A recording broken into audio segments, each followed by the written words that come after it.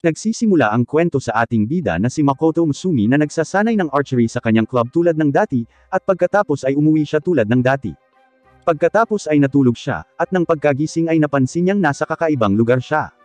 Isang bola ng liwanag pagkatapos ay nakipag-usap sa kanya, at binanggit niya na siya ay isang Diyos. Hiniling niya kay Makoto na lagdaan ang ilang mga papeles upang bigyan ang kanyang pahintulot na pumasok sa ibang mundo.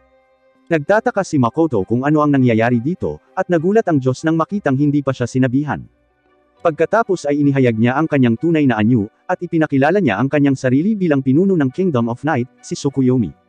Binanggit niya na narito siya upang gawing bayani si Makoto, at ibigay siya sa Diyosa ng ibang mundo. Ipinaliwanag niya kay Makoto na ang kanyang mga magulang ay mula sa ibang mundo, at bago sila dumating sa Japan, pumirma sila ng isang kontrata sa Diyosa ng ibang mundo dahil sa ilang mga pangyayari. Sumang-ayon sila na balang araw ay ibigay sa kanya, anuman ang pinakamahalaga sa kanila, at napagtanto ni Makoto na kung hindi niya ito tatanggapin ay maaaring isa sa kanyang mga kapatid na babae ang mapili sa halip. Pumayag siyang pumunta, ngunit may kondisyon siya para dito, at sinabi ni Tsukuyomi na hindi kailangang mag-alala si Makoto dahil itatapon niya ang lahat ng maraming produktong pang-adulto na mayroon siya sa kanyang silid, at nang marinig ito ni Makoto ay naisip niya na si Tsukuyomi talaga ay Diyos. Pagkatapos ay pinirmahan ni Makoto ang kontrata, at binigyan niya si Tsukuyomi ng isang liham upang ihatid sa kanyang pamilya. Pagkatapos ay binigyan ni Tsukuyomi si Makoto ng ilang kapangyarihan, at pilit na sinubukan ng Diyosa na ipatawag siya sa kanyang mundo. Sinabi ni Tsukuyomi kay Makoto na ang Diyos ang malapit na niyang makilala ay may maraming problema, at hiniling niya sa kanya na pasensyahan siya. Sinabi ni Makoto na gagawin niya, at pagkatapos ay ipinatawag siya sa ibang mundo. Nakilala niya ang Diyosa, at binanggit niya na ang mga demonyo at espiritu ng kanyang mundo ay wala sa kontrol, at hiniling niya sa kanya na iligtas ang kanyang mga tao. Pagkatapos ay napansin niya na si Makoto ay talagang pangit, at ang kanyang saloobin ay umabot sa kabuuang nabaliktad, at hiniling niya sa kanya na umalis sa kanyang paningin. Binanggit niya na nakahanap siya ng iba pang mga bayani na mas angkop para sa kanyang mundo, at sinabi niya kay Makoto na maaari siyang manirahan sa gilid ng kanyang mundo kung gusto niya.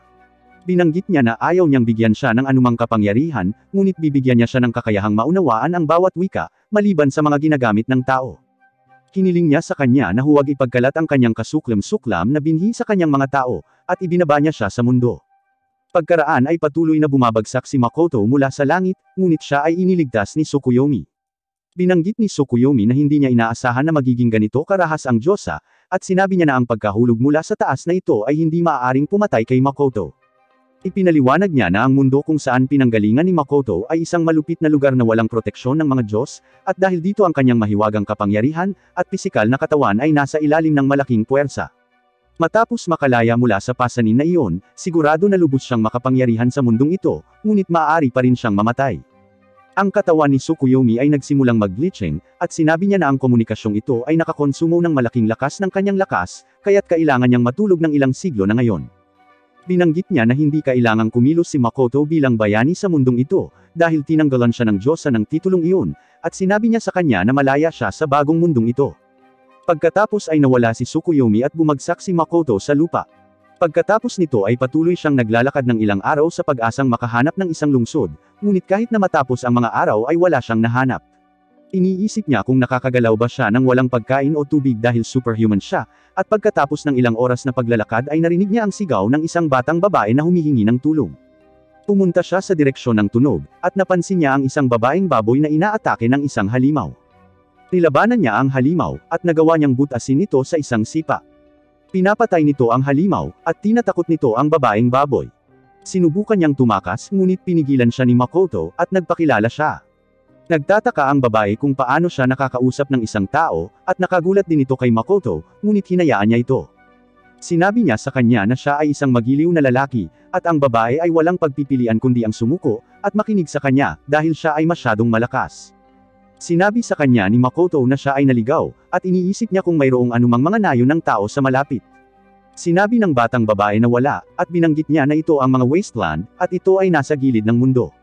Iniisip ni Makoto na ito ay sigurado na ginawa ng Diyosa, at pagkatapos ay ipinakilala ng batang babae ang kanyang sarili bilang Emma, isang Highland Orc. Tinanong siya ni Makoto kung nasa paligid ang kanyang nayon, at sinabi ni Emma na hindi. Binanggit niya na siya ay patungo sa banal na bundok upang ialay ang sarili bilang isang sakripisyo sa Shin, ang makapangyarihang dragon. Ipinaliwanag niya na sa nakalipas na ilang taon ang kanyang nayon ay nababalot ng hamog, at ang kanilang mga pananim ay tumigil sa paggawa.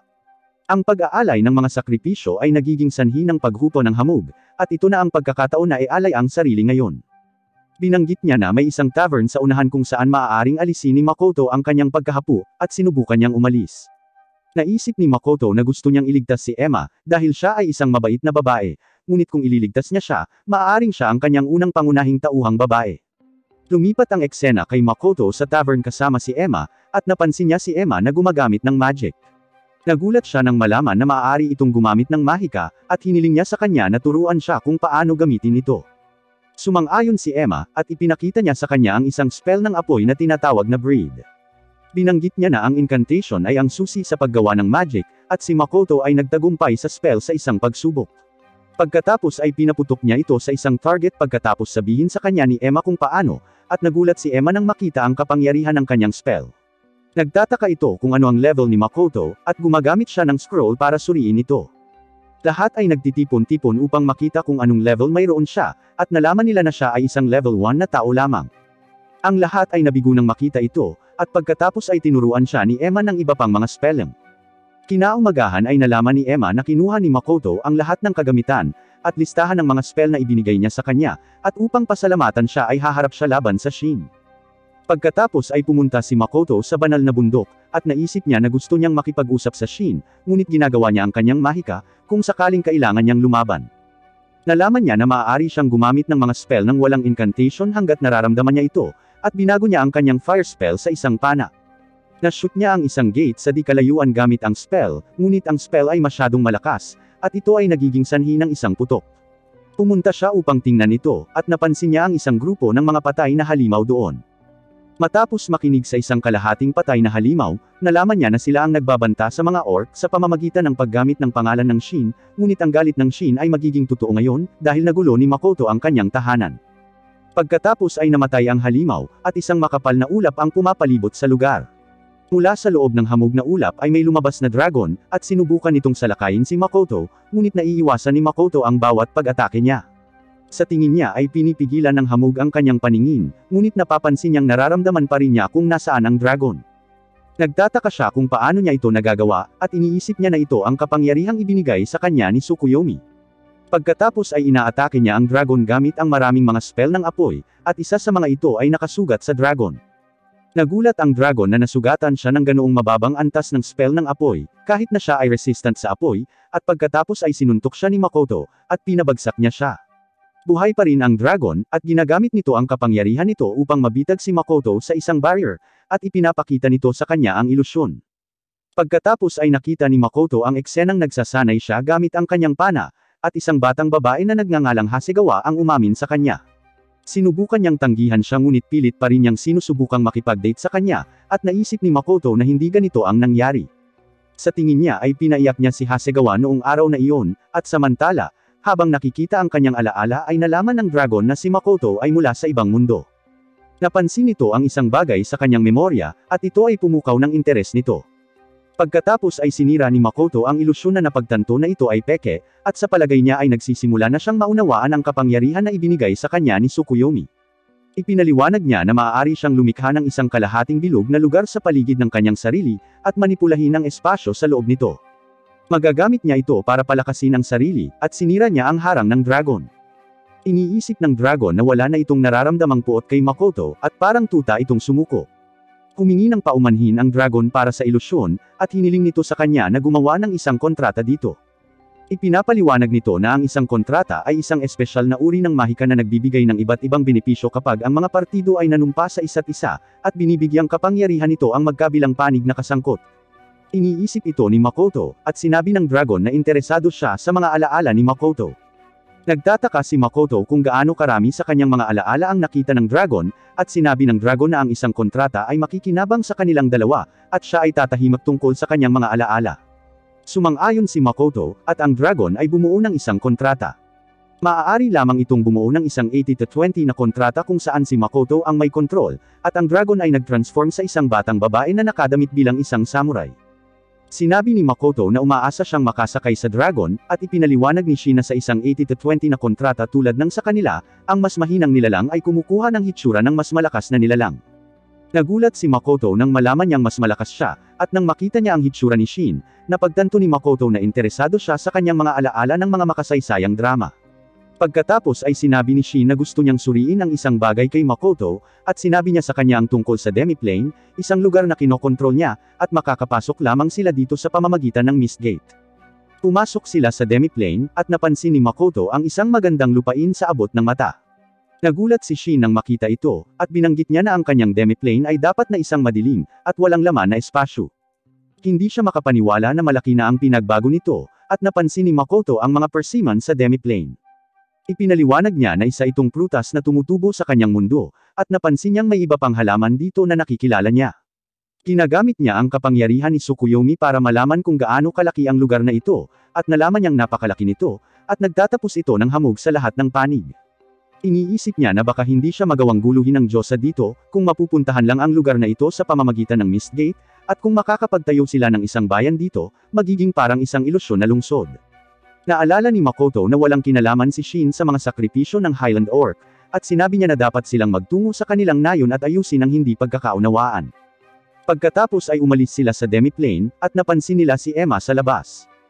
Hiniling niya sa kanya na huwag labanan ang Shin, at nalaman niyang natalo na ni Makoto si Shin, at nakipagkasundo sa kanya, kung saan nang ibabaw si Makoto. Pagkatapos ay binigay ni Shin kay Emma ang ilan sa kanyang mga kaliskis na natanggal sa laban, at pinaniwalaan siya nito na siya talaga si Shin. Ang eksena pagkatapos ay lumipat kina Makoto at Shin sa Orc Village, at pagkatapos maalis ang hindi pagkakaunawaan ay nagkakaroon sila ng isang party. Pinasasalamatan ni Emma si Makoto sa lahat ng nagawa niya para sa kanilang nayon, at sinabi ni Makoto sa kanya na huwag isipin iyon, dahil tinuruan niya siya kung paano gumamit ng mahika. Samantala, sinabi ni Shin sa pinuno ng mga orc na ipinaghiganti ni Makoto ang kanilang mga anak na babae na isinakripisyo, at sinabi ng pinuno ng orc na nais nilang pasalamatan siya sa anumang paraan.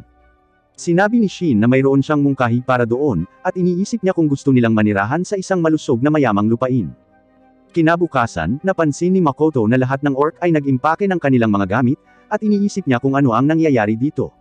Sinabi sa kanya ni Shin na lilipat sila sa kanyang Demiplane, at tinanong siya ni Makoto kung ano ang ginawa niya sa isang gabi. Binanggit ni Shin na sinabi nga ni Makoto na gusto niyang magtayo ng isang bayan sa Demiplane, at binanggit niya na naghagis din siya ng iba't ibang mga nilalang sa loob doon. Nagtataka si Makoto kung may mabangis na hayop sa kanila, at isang batang babae na kamukha ni Shin ang nagsabi na hindi kailangang mag-alala si Makoto dahil paprotektahan niya ang lahat.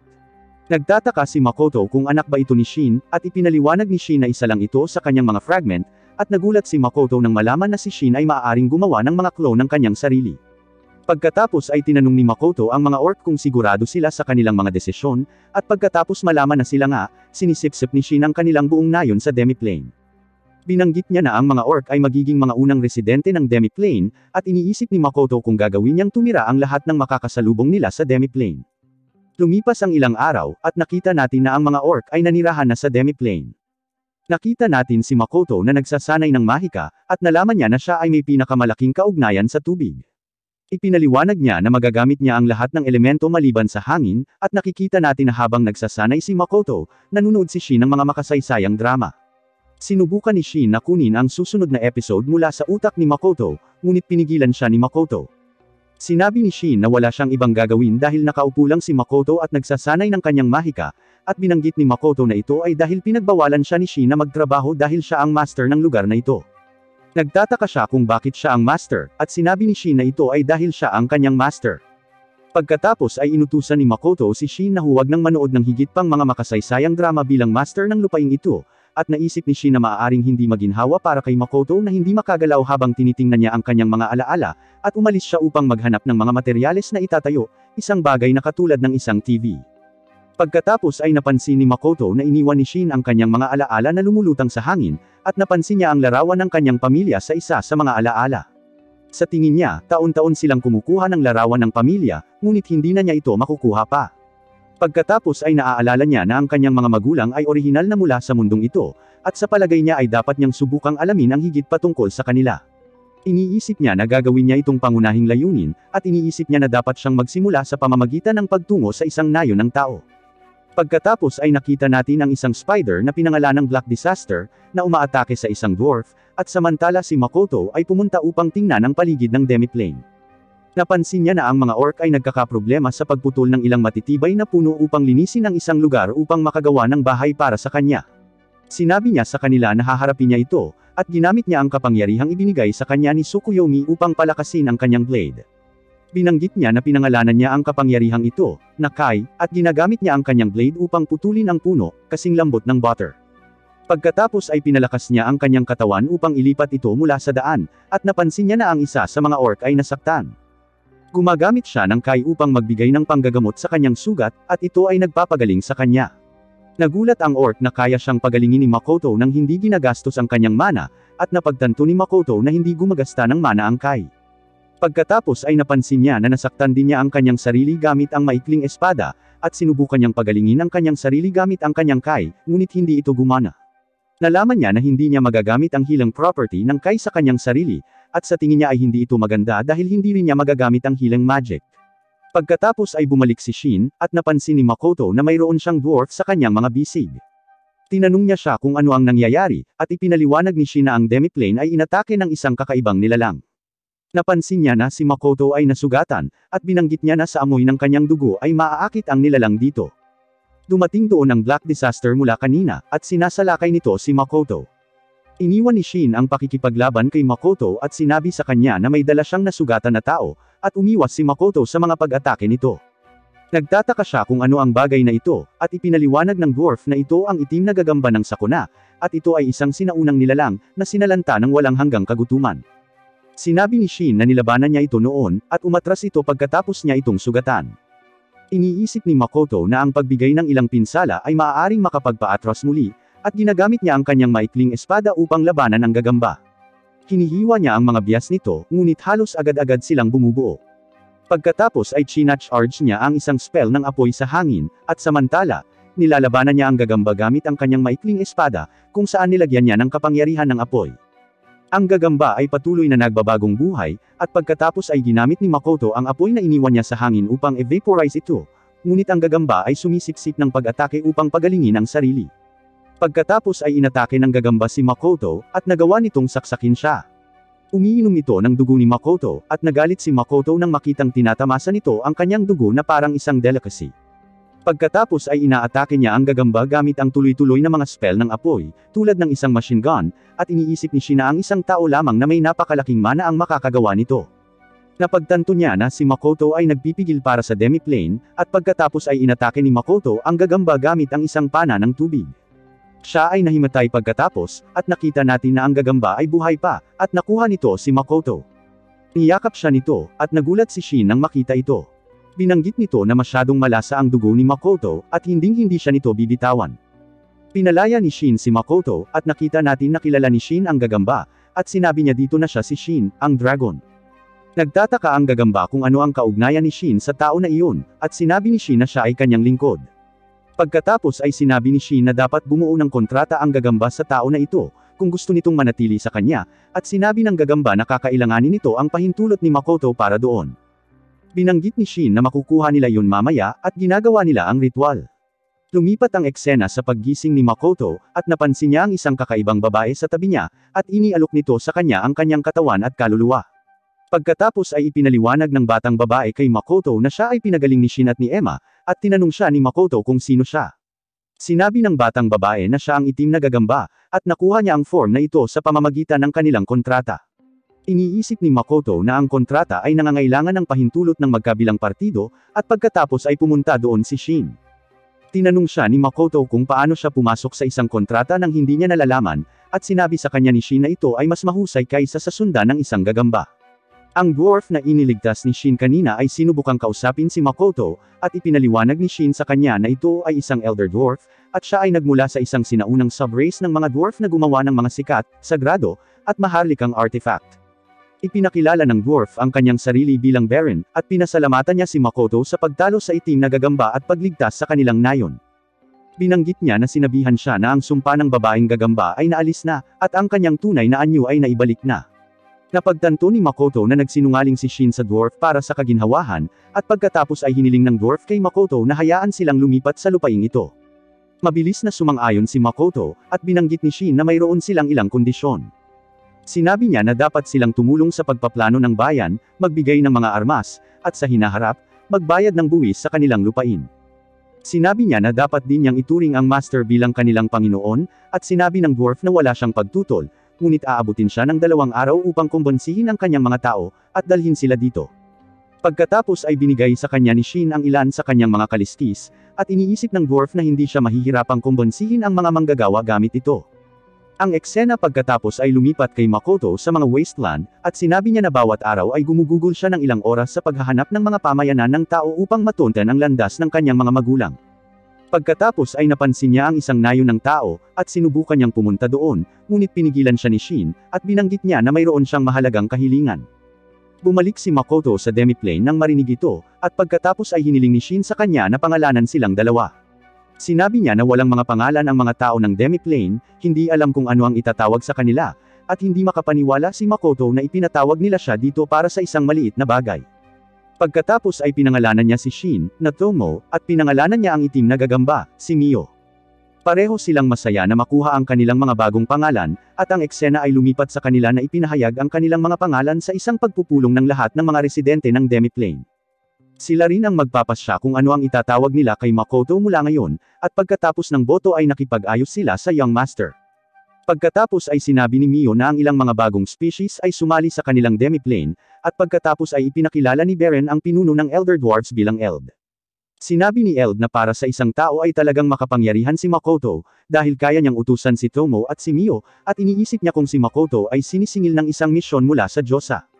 Sinabi ni Makoto na hindi siya kailanman tatanggap ng isang misyon mula sa kanya, at natutuwa si Eld na marinig ito, dahil ang kanilang mga opinyon ay iba rin sa opinyon ng Diyosa. Binanggit niya na magiging kawili-wili ang paglilingkod kay Makoto, at pagkatapos ay ipinakilala ni Tomo ang kanyang mga tagasunod, ang mga Mist Lizard.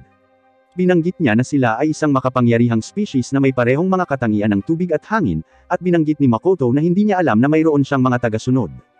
Sinabi ni Tomo na marami siya sa kanila, at pagkatapos ay ipinakilala ni Mio ang kanyang mga tagasunod na tinatawag na Alkai.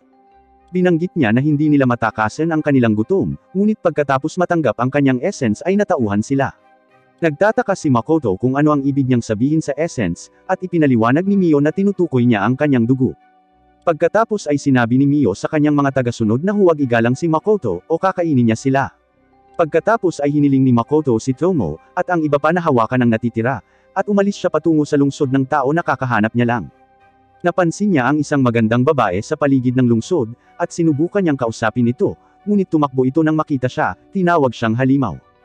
Nakagulat ito kay Makoto, ngunit sinubukan pa rin niyang pumunta sa lungsod ng tao, at napansin niya na ang lahat doon ay naghanda para sa labanan. Hiniling nila sa kanya na umalis sa nayong ito, ngunit hindi maintindihan ni Makoto ang kanilang sinasabi.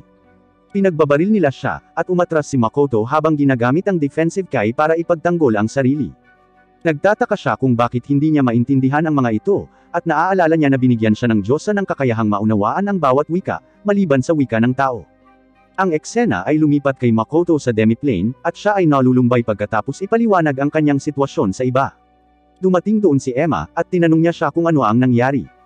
Sinabi sa kanya ni Makoto na hindi niya maintindihan ang wika ng tao, at sinabi sa kanya ni Emma na ang kanilang wika ay tinatawag na karaniwan, at nalaman ni Makoto na sina Emma, Tomo, at Mio ay maaaring magsalita ng wikang iyon.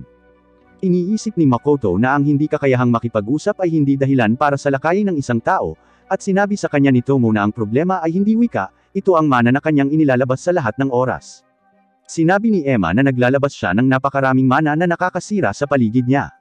Nagtataka si Makoto kung ano ang hitsura niya sa mga tao na iyon, at sinabi ni Tomo na nakikita nilang maraming demonyong hari ang lumitaw sa harap nila ng sabay-sabay. Iniisip ni Makoto na masama ito, at sinabi sa kanya ni Emma na maaari niyang sugpuin ang kanyang mana, at ipinaliwanag niya kung paano. Sinubukan ito ni Makoto, ngunit kahit na ang pagsupil sa kanyang mana ay hindi nagbabago ng anuman, dahil marami siya nito. Iniisip ni Makoto na hindi ito sapat para sumuko siya, at binanggit niya na matututo siya ng karaniwan, at kumuha ng kagamitan upang sugpuin ang kanyang mana. Sinabi niya na kakailanganin din niya ng maskara, dahil nakita nila ang kanyang mukha, at lumipas ang 1 linggo, at natututo siya kung paano isulat ang wika, ngunit ang bokabularyo ay nagbibigay pa rin sa kanya ng problema.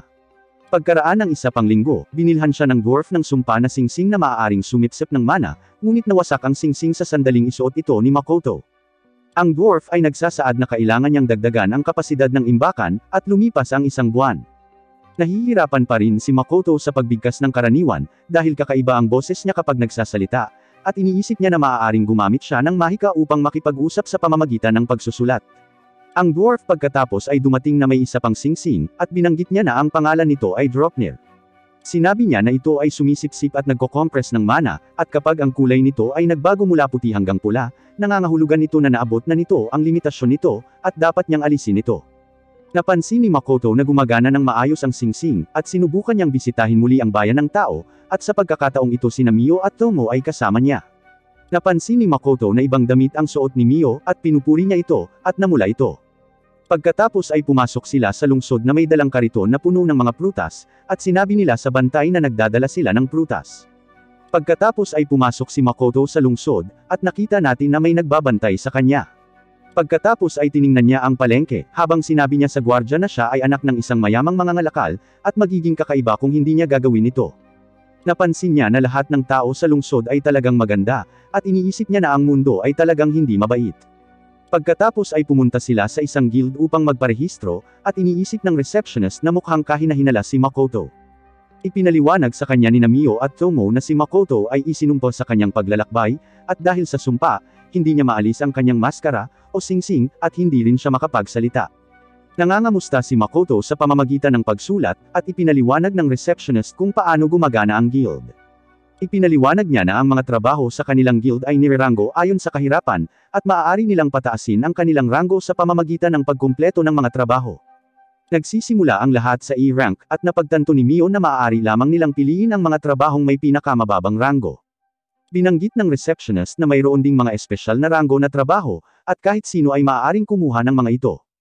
Minsan ang pagkumpleto ng isang espesyal na rango na trabaho ay maaari ding tumaas ang kanilang rango, at kung minsan ang mga kliyente ay humihiling din ng isang partikular na adventurer sa pangalan, at ang mga adventurer ay tumatanggap ng mga gantimpala para sa pagkumpleto ng mga trabahong iyon, ngunit ang kanilang mga rango ay nananatiling hindi nagbabago. Pagkatapos ay tinanong ng receptionist si Makoto kung siya ay nakarehistro sa Merchant Guild, dahil siya ay anak ng isang merchant, at nagulat si Makoto na mayroong isang Merchant Guild, at binanggit niya na nawala ang kanyang registration card. Ang receptionist ay nagsasaad na maaari lamang nilang mai-reissue ito sa malayong bayan ng Sigay, at napansin ni Makoto na ang pinakamataas na rango na adventurer sa bayang ito ay si Mills Ace, na ang rango ay SS, at ang level ay 444. Pagkatapos ay sinukat ng mga receptionist ang level ni Tomo at Mio, at nagulat ang lahat ng malaman na si Tomo ay may level na 1320, at si Mio ay may level na 1500. Nagulat si Tomo na si Mio ay may mas mataas na level kaysa sa kanya, at siya ay naaabala nito. Sinabi sa kanila ng receptionist na sila ang may pinakamataas na antas sa buong Adventurers Guild, at pagkatapos ay nagparehistro silang dalawa. Tinanong ni Tomo ang receptionist kung sino ang susunod sa kanila na may pinakamataas na rango na adventurer, at sinabi sa kanya ng receptionist na ang pangalan ng adventurer na ito ay Sofia Balga, at napatay din niya ang Greater Dragon na tinatawag na Lancer. Mayroon siyang level na 920, at ang kanyang rango ay Triple S, at sinukat din ni Makoto ang kanyang level, ngunit nalaman niyang mayroon pa rin siyang level na 1, at lahat ng nasa guild ay nadismaya nang makita ito. Pagkatapos ay umupa ang grupo ng isang silid sa isang inn, at sinabi ni Tomo kay Makoto na ang mga presyo ng mga bilihin sa lungsod na ito ay hindi karaniwan. Sinabi ni Makoto na tama siya, at ang isang inumin ay nagkakahalaga ng ilang tansong barya. Ang mga materyales at pagkain ay medyo mahal din, at si Tomo ay nasa sabik na malaman na maaaring may masamang nagkukubli sa paligid. Pagkatapos ay sinabi ni Makoto na dapat silang kumuha ng pagkain, at sinabihan niya si Tomo na bantayan ang kanilang mga paninda habang wala sila. Sinabi niya sa kanya na sinusundan sila, at nagulat si Tomo na napansin niya. Pagkatapos ay lumipat ang eksena kay Tomo na nagbabantay sa kargamento, at may ilang tao na dumating upang nakawin ang kargamento. Samantala, nakasalubong ni Makoto at Mio ang isang batang babae pabalik mula sa isang restaurant, at tinanong ni Mio ang babae kung ano ang gusto niya. Medyo nananakot siya, at pagkatapos ay humingi ng paumanhin si Makoto sa pananakot sa babae, at tinanong niya siya kung ano ang ginagawa niya rito. Sinabi ng batang babae na mayroon siyang kahilingan, at niyakap niya si Makoto habang umiiyak. Binanggit ni Makoto na dapat nilang isama siya, at nakita natin na may nagbabantay sa kanila mula sa malayo. Pagkatapos ay lumipat ang eksena sa batang babae sa inn kasama si Makoto, at ipinakilala niya ang kanyang sarili bilang Rhiannon, at ipinaliwanag niya na naglalakbay siya kasama ang kanyang kapatid na babae. Huminto sila sa bayang ito, at umalis ang kanyang kapatid na babae upang maghanap ng trabaho, at siya ay nawawala mula noon. Tinanong siya ni Makoto kung kailan niya huling nakita ang kanyang kapatid, at sinabi ng babae na 1 buwan na ang nakalipas. Sinabi niya na pinalayas din siya sa bahay na kanilang inuupahan, at iniisip ni Makoto na talagang malansa ang bayang ito.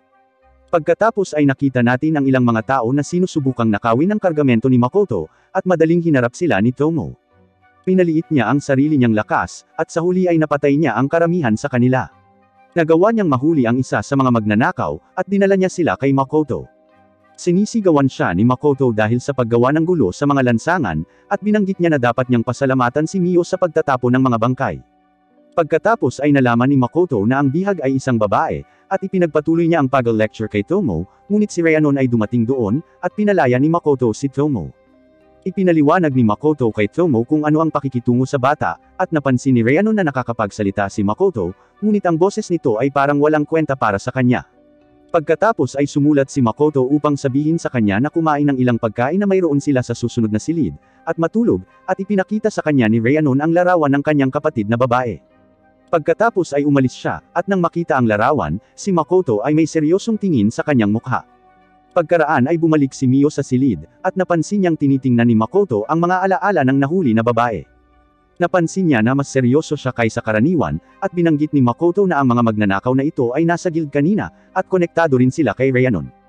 Sinabi ni Makoto na natagpuan niya ang tinatayang lokasyon ng kapatid ni Rhiannon mula sa mga alaala ng babae, at hiniling niya sa dalawa pa na hanapin siya.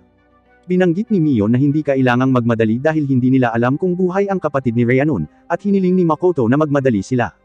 Nang makita ang kanyang seryosong hitsura, hinanap nila ang babae ng sabay-sabay, at naisip ni Makoto na kung hahanapin niya ito ng kanyang sarili, hindi niya magagawang manatiling kalmado.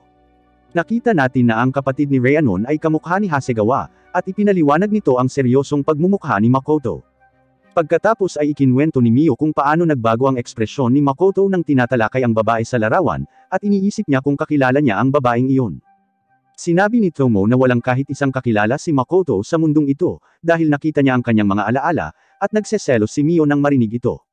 Nagtanong siya ng lahat ng uri ng personal na tanong tungkol kay Makoto mula kay Tomo, ngunit sinabi ni Tomo na dapat niyang malaman ang lahat ng ito sa pamamagitan ng pagbuo ng isang mapagkakatiwalaang relasyon kay Makoto. Pagkatapos ay sinabi ni Tomo na dapat nilang magmadali at iligtas ang babaeng iyon, o ang kanilang master ay mananatili sa matinding mood na iyon ng ilang sandali. Kinabukasan, pumunta si Makoto para ibenta ang mga prutas na dinala niya, at sinabihan niya si Rhiannon na huwag mag-alala dahil hinahayaan niyang ang dalawa pa ang humawak sa problema ng kanyang kapatid. Pinasalamatan siya ni Rhiannon, at hindi siya makapaniwala na hindi kayang magmaneho ng karwahe si Makoto kahit na anak siya ng isang mayamang mangangalakal. Pinupuri ni Makoto si Rhiannon sa kakayahang magmaneho ng karwahe sa murang edad, at binanggit niya na dapat pahalagahan ng kanyang kapatid na babae ang isang matalinong nakababatang kapatid na katulad niya.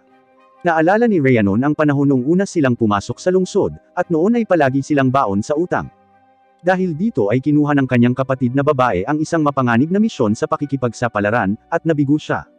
Pagkatapos ay hiniling niya kay Rhiannon na lisanin ang bayang ito, ngunit nang subukan niyang gawin iyon, nahuli siya ng mga nangongolekta ng utang.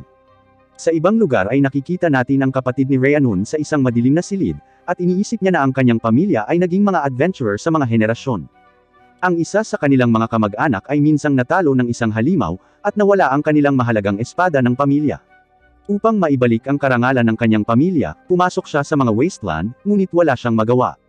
Pagkatapos ay pinagtagumpayan ni Tomo at Mio na mahanap ang kapatid ni Rhiannon, at napansin nila na talagang mahina ito, at iniisip nila na maaaring ginamit siya bilang ginipig sa mga eksperimento. Pinagaling siya ni Mio, at sinubukan nilang umalis kasama niya, ngunit pinigilan sila ni Mills Ace, ang pinakamalakas na adventurer sa bayan ng Zetsuya. Samantala si Makoto ay nagbibenta ng prutas, at hindi siya makapaniwala na nakakuha siya ng 500 gintong barya para doon. Bumalik sila sa inn, at may napansin si Rhiannon sa paligid, at umalis siya at sinabi kay Makoto na may nakalimutan siya sa kanyang tahanan. Naghinala si Makoto sa kanya nang sabihin niya sa kanya na pinalayas siya sa kanyang tahanan, at gumamit siya ng investigative key upang makita kung saan siya pupunta. Napansin niya na nakikipagkita siya sa ilang lalaki, at ipinaalam niya sa kanila ang mga galaw ni Makoto. Sa pakikinig sa kanila, nalaman ni Makoto na ang mga lalaking umatake kay Tomo kagabi ay kabilang sa kanilang grupo, at sinabi ni Rhiannon sa mga lalaki na nagbenta si Makoto ng ilang kakaibang prutas, at nakakuha siya ng 500 gintong barya para dito. Hiniling ng isa sa mga lalaki sa kanya na nakawin ang mga gintong barya, at sinabi sa kanya ni Rhiannon na ayaw niyang magnakaw, ngunit sinabi sa kanya ng lalaki na ito ay sapat na upang bayaran ang utang ng kanyang kapatid, at sa wakas ay makakalaya na siya. Ayaw pa rin ni Rhiannon na gawin ito, ngunit sumasang-ayon siya dahil alam niyang magiging malaya ang kanyang kapatid pagkatapos nito. Sa kabilang banda, nalaman ni Tomo at Mio na si Mills Ace ang pinuno ng grupong ito, at hinahayaan niya ang iba na gawin ang kanyang maruming gawain, habang siya ay umiikot na nagpapanggap na isang bayani.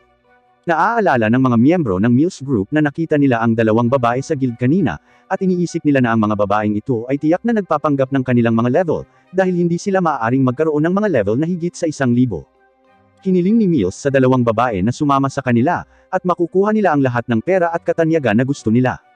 Ang mga babae ay tumanggi, at iniisip ni Mills na maaaring sinusubukan nilang maging tapat sa lalaking nakamaskara na iyon, at tina-trash talk niya si Makoto. Nakagalit ito sa mga babae, at pareho silang umaatake kay Mills, ngunit hinaranggan niya ang kanilang pag-atake gamit ang isang shield na tinatawag na Clay Aegis. Nawalan ng pag-asa ang kapatid ni Rhiannon na si Too nang makita ang shield na iyon, at habang nakaupo sa labas ng inn, naisip ni Rhiannon na ayaw niyang magnakaw kay Makoto. Pagkatapos ay napansin siya ng may-ari ng inn, at sinabi niya sa kanya na umalis dito, dahil masama siya sa negosyo, ngunit pinigilan siya ni Makoto, at binanggit niya na ang babaeng ito ay mahal niyang kaibigan. Nang marinig ito ay humingi ng paumanhin si Rhiannon kay Makoto, at naisip ni Makoto na hindi niya hahayaang makatakas ang mga lalaking iyon sa pagtulak sa babaeng ito hanggang ngayon. Samantala, si Tomo at Mio ay naging seryoso tungkol sa pakikipaglaban kay Mills, at pinagtagumpayan nilang ibagsak ang kanilang buong grupo sa loob ng ilang segundo, at ang Clay Aegis ay hindi nagpapatunay na isang problema para sa kanila. Habang nakikipaglaban ay pinalaya nila ang lahat ng mga taong banihag ni Mills, at ang kanilang kapangyarihan ay nagdudulot ng malawakang pinsala sa nakapaligid na lugar. Pagkatapos ay nag-away sina Tomo at Mio kung sino ang makapatay sa pinakamaraming lalaki, at pagkatapos ay ipinakita nila ang kanilang kapangyarihan, at nawasak nila ang buong bayan sa proseso. Pagkaraan ay dumating doon si Rhiannon, at muling nakipagkita siya sa kanyang kapatid na si Too, at naputol ang eksena sa mga kapatid na babae na nagpapasalamat kay Makoto sa pagliligtas sa kanila. Pagkatapos nito, ang kaginhawaan ng tensyon ay nagpatulog sa magkapatid na babae, at inilunsad ni Makoto si Tomo at si Mio sa labas ng bintana sa tulong ng isang pana, upang parusahan sila sa pagsira sa bayan. Lumipat ang eksena kay Makoto patungo sa nayon ng Seagay kasama ang mga adventurer na iniligtas nila mula sa Mills Ace, at dumating sila sa isang base pagkatapos umalis sa Zetsuya. Ipinaalam nila sa mga tauhan doon na ang bayan ng Zetsuya ay nawasak ng mga halimaw, at ang mga taong bayan ay nakatakas, ngunit walang bakas ng bayan ang naiwan. Ipinaliwanag ni Makoto na salamat sa kapangyarihan ni Tomo, nagawa nilang baguhin ang mga alaala ng mga adventurer kasama nila, maliban kay Too, at Rhiannon. Pagkatapos ay tinanong sila ng mga tauhan kung ang mga halimaw ay nasa bayan pa, at ipinaalam nila sa kanya na ang mga halimaw ay pinalayas ng dalawang babae. Sinabi nila sa kanya na pareho silang may level na above 1,000, at hindi makapaniwala ang receptionist dito. Sinabi sa kanya ni Makoto na nagparehistro sila sa guild sa Zetsuya, at binanggit ng receptionist na tiyak na nasira ang Zetsuya bago ibahagi ang kanilang impormasyon sa kanila, kaya kailangan nilang magrehistro muli sa Seagay. Si Makoto ay nababagabag dito, at kinausap niya si Tomo. Binanggit niya na nangyari lamang ito dahil nagkaroon siya ng paligsahan ng lakas kay Mio, at sa palagay niya ay tila naaabala siya sa pagkakaroon ni Mio na mas mataas kaysa sa kanya. Pagkatapos ay sinabi sa kanya ni Makoto ang tungkol sa pagkakamali ng kabalyero, at ipinaliwanag niya na ang samurai ay minsang gumala sa malupit na lupain upang mahasa ang kanilang mga kasanayan. Kinuha ni Tomo ang kanyang bitag, at humingi siya ng pahintulot kay Makoto na pumunta sa Knight Errantry, para mapataas niya ang kanyang level. Pinayagan ito ni Makoto, at umalis siya. Iniisip ni Mio na dahil hindi sila makakasama ni Tomo ng ilang sandali, maaari niyang masolo ang young master sa kanyang sarili, ngunit pagkatapos ay nakita natin na si Makoto ay naglalakbay pa rin kasama ang iba pang mga adventurer. Sa kanilang paglalakbay ay nakatagpo sila ng ilang pulang bubuyog, at madaling hinarap sila ni Mio, at ang iba ay nagulat nang makita kung gaano siya kalakas. Sinabi ni Makoto na dapat silang magpatuloy, at binanggit ni Too na dapat silang magtipon ng mga materyales mula sa mga halimaw na una nilang pinatay, dahil ang mga ito ay mahalaga. Pinapayagan ito ni Makoto, at tinitipon nila ang lahat ng mahahalagang materyales. Pagkatapos ay nagpatuloy sila sa paglalakbay, at nakatagpo ng mga halimaw sa daan, at natalo silang lahat ni Mio sa tulong ng iba. Pagkatapos ay nakita natin na malapit na nilang marating ang Sigay, at sinabi ni Toho na marami silang natipon na materyales. Iniisip niya kung naisip na ba ni Makoto na mag-alok ng mga serbisyo sa transportasyon sa Kusuno Trading Company, at ipinaliwanag ni Makoto na ito ang pinangalan niya sa kanyang kumpanya. Pagkatapos ay nakatagpo sila ng ilang bihirang halimaw na tinatawag na Ruby Eyes, at sinubukan ni Makoto na sabihin kay Mio na harapin sila, ngunit hiniling ng iba pang mga adventurer na huwag sirain ang mahahalagang bahagi ng halimaw, at hiniling ni Mio kay Makoto na gawin ito sa halip dahil ang pagpipigil sa sarili ay magiging abala. Sumang-ayon si Makoto, at sinabi ni Toho sa kanya na ang mahinang bahagi ng Ruby Eyes ay ang kanilang tiyan, ngunit mahirap itong tamaan. Pagkatapos ay pinatamaan ni Makoto ang lahat ng Ruby Eyes sa tiyan gamit ang kanyang pana, at ang iba ay nagulat nang makita ito, dahil si Makoto ay may level lang na 1, at ang elf na kasama nila ay nagtataka kung ang kanyang pana ay may isang uri ng pagpuntirya na epekto. Pagkatapos ay tinitipon nila ang mga materyales mula sa mga Ruby Eyes, at nabigo si Makoto nang makitang hindi sila interesado sa kanya. Nakakuha sila ng 12 Ruby Eyes, at pagkatapos ay tumungo sila sa Sigay. Naputol ang eksena sa muling pagrehistro ni Makoto sa Adventurers Guild, at napansin niya na mayroon pa rin siyang level na 1. Gusto rin ni Mio na magparehistro, ngunit hiniling ni Makoto na iwasan niya ito dahil ito ay magpapatampu muli kay Tomo. Pagkatapos ay sinuri ni Makoto ang mga quest, at napansin niya na halos lahat ng mga ito ay rank A o B pataas. Pagkatapos ay napansin niya ang isang special rank quest, at iniisip niya na maaari niyang tanggapin ito anuman ang kanyang ranggo. Napansin niya na ang quest ay mula sa kumpanya ng kalakalan ng Rembrandt, at naghahanap sila ng mga mata ng Ruby Eyes. Dumating doon si Toho, at sinabi sa kanya ni Makoto na dapat nilang hatiin ang mga bahagi ng halimaw na kanilang nakolekta. Kinukuha niya ang mga mata ng mga Ruby Eyes, at hinahayaan niya ang iba na hatiin ang natitira sa kanilang mga sarili. Pagkatapos ay binanggit ni Toho na ito na ang katapusan ng kanilang paglalakbay, at sinabi ni Makoto na dapat nilang ipagdiwang ito na may kasamang pagkain.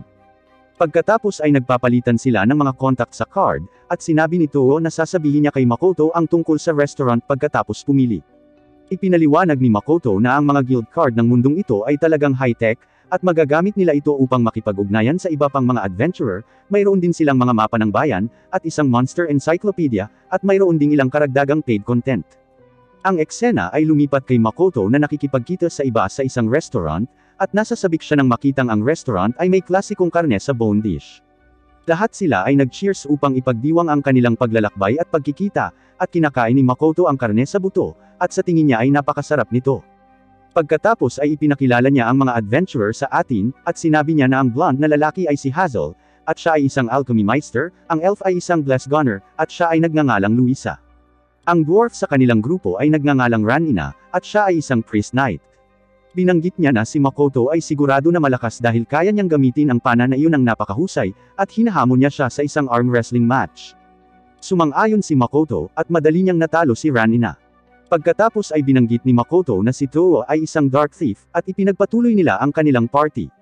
Pagkatapos ay nalaman ni Toho na si Makoto ay nagpaplano na kumuha ng trabaho mula sa kumpanya ng kalakalan ng Rembrandt, at hiniling niya sa kanya na mag-ingat dahil narinig niya ang maraming nakakagambalang alingaw tungkol sa kanila. Binanggit niya na ang mga masasamang bagay ay nangyayari sa mga tumatanggap ng trabaho mula sa kanila, at pagkatapos mag-party ay umalis si Makoto upang dalhin ang mga Ruby Eyes mula sa bagon, dahil maaaring may magnakaw sa kanila, at hiniling niya kay Mio na hintayin siya sa inn.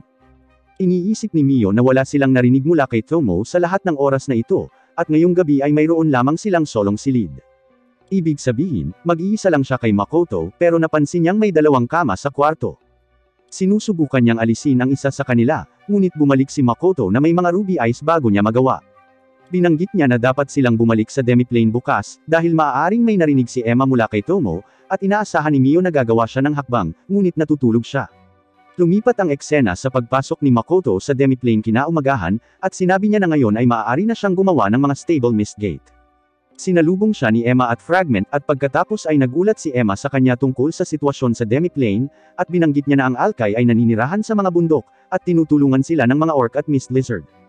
Ang mga dwarf ay nagtatrabaho sa pagtatayo at pagkukumpuni, at gumagawa din sila ng mga kagamitan para sa pagsubok ni Makoto. Ang ilan sa mga mist lizard ay naglilinis din ng lupang sakahan, at nagbabantay sa nayon, at ang mga orc ay abala sa pagtatayo ng isang tirahan para kay Makoto. Pagkatapos ay napansin ni Makoto na gumagawa sila ng isang malaking bahay para sa kanya, at ipinaliwanag ng Fragment na dito nila gaganapin ang kanilang mga pagpupulong, kaya kailangan itong maging malaki. Sinabi ni Emma na ginagamit nila ang kanyang mga alaala bilang reference para dito, at ipinaliwanag ni Makoto na ginamit ni Tomo ang kanyang kapangyarihan upang isave ang isang bangkos ng kanyang mga alaala upang matingnan ang mga ito sa ibang pagkakataon. Pagkatapos ay tinanong ni Makoto si Emma kung narinig niya ang anumang bagay mula kay Tomo, at sinabi ni Emma na wala siya.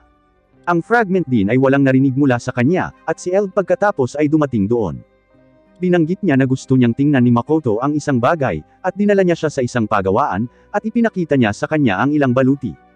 Hindi sila gusto ni Makoto, dahil mukhang kakaiba para sa isang mangangalakal na magsuot ng full plate armor, at napansin niya ang isang jacket na may katugmang pantalon. Nalaman niya na ito ay ginawa ni Ruguo, ang gumawa ng Draupnir, at ipinaliwanag ni Ruguo na ang protective gear na ito ay sumisiksik ng mga tinukoy na halaga ng mana, at nag-aalok ito ng parehong physical at magic defense. Pagkatapos ay isinuot ito ni Makoto, at sinabi ni Ruguo kay Makoto na isipin na ililipat ang panloob na pulang lining gamit ang panlabas na suot. Ginagawa ito ni Makoto, at ipinaliwanag ni Ruguo na prioritize ng pula ang kadaliang kumilos kaysa depensa, at sinubukan ito ni Makoto. Gusto niya ito, ngunit ang jacket ay napunit. Ipinaliwanag ni Ruguo na naabot nito ang limitasyon sa pagsipsip ng mana, at binanggit niya na kailangan niyang gumawa ng mas mahusay. Pagkatapos ay nalaman ni Makoto na ang alkay ay maaari na ngayong mag-transform sa anyo ng tao, at sinabi ni Mio na sinasanay niya sila para dito. Lumipat ang eksena kay Makoto papunta sa kumpanya ng kalakalan ng Rembrandt, at nakilala niya ang may-ari, si Patrick Rembrandt. Samantala sa guild, nagtanong ang isang adventurer tungkol sa tao na kumuha ng trabaho mula sa kumpanya ng kalakalan ng Rembrandt, at umalis siya pagkatapos malaman ang mga detalye. Bumalik sa kumpanya ng pangangalakal, tinanong ni Patrick si Makoto kung gaano na siya katagal sa lungsod na ito, at sinabi ni Makoto na kararating lang niya kahapon. Iniisip ni Patrick na ito ang dahilan kung bakit hindi niya siya kilala, at sinabi ni Makoto na siya ay isang ranky adventurer lamang, at siya ay nasa level 1 din, kaya hindi ito nakakagulat. Binanggit niya na ito ang kanyang unang trabaho, at iniisip niyang magtayo ng sariling negosyo sa kalaunan. Naisip ni Patrick na narito lang si Makoto para humingi ng pabor mula sa kanyang kumpanya para sa kanyang negosyo, dahil ang isang adventurer ng kanyang level ay hindi maaaring talunin ng Ruby Eyes. Iniisip ni Makoto na ito ang inaasahan niyang reaksyon, at ipinakita niya ang dalawang Ruby Eyes kay Patrick. Nagulat si Patrick nang makitang totoo sila, at humingi siya ng paumanhin sa pagdududa kay Makoto. Tinanong siya ni Makoto kung bakit kailangan niya ang mga mata na ito, at binanggit ni Patrick na kailangan niya ang mga ito upang makagawa ng ambrosia, ang mahiwagang lunas para sa lahat ng sakit. Ipinaliwanag niya na ang kanyang asawa, at mga anak na babae ay dumaranas ng isang isinumpo na sakit, at kailangan niya ang gamot na iyon. Ipinaliwanag niya na ang isang isinumpo na sakit ay isang uri ng sumpa na dulot ng ritual ng isang mangkukulam, at binanggit ng mayordomo ni Patrick na ang ginang ng bahay at ang kanyang mga anak na babae ay dinapuan ng level 8 na sinumpa na sakit. Ang tanging makakapagpagaling sa kanila ay ang ambrosia. Sinabi ni Patrick na nagawa nilang mahuli ang mangkukulam, ngunit sinabi lamang niya sa kanila ang level ng isinumpo na sakit bago siya namatay. Sinabi ni Makoto na matutulungan niya sila sa paggawa ng gamot dahil alam niya ang isang alchemy meister, at tuwang-tuwa si Patrick na marinig ito. Pagkatapos ay sinabi ni Patrick na kailangan nila ng higit pang Ruby Eyes, dahil dalawa sa kanila ang makakagawa lamang ng gamot para sa isang tao, at binigyan siya ni Makoto ng 6 na Ruby Eyes. Masaya ang lahat sa sambahayan na makita ito, at pagkatapos ay binigyan ni Patrick si Makoto ng isang resibo upang markahan ang pagtatapos ng trabaho, at binanggit niya na ang gamot ay gagawin sa ibang araw. Pagkatapos ay pumunta si Makoto para magparehistro sa Merchant Guild, at nalaman niyang kailangan niyang pumasa sa 2 pagsusulit bago siya makapagrehistro.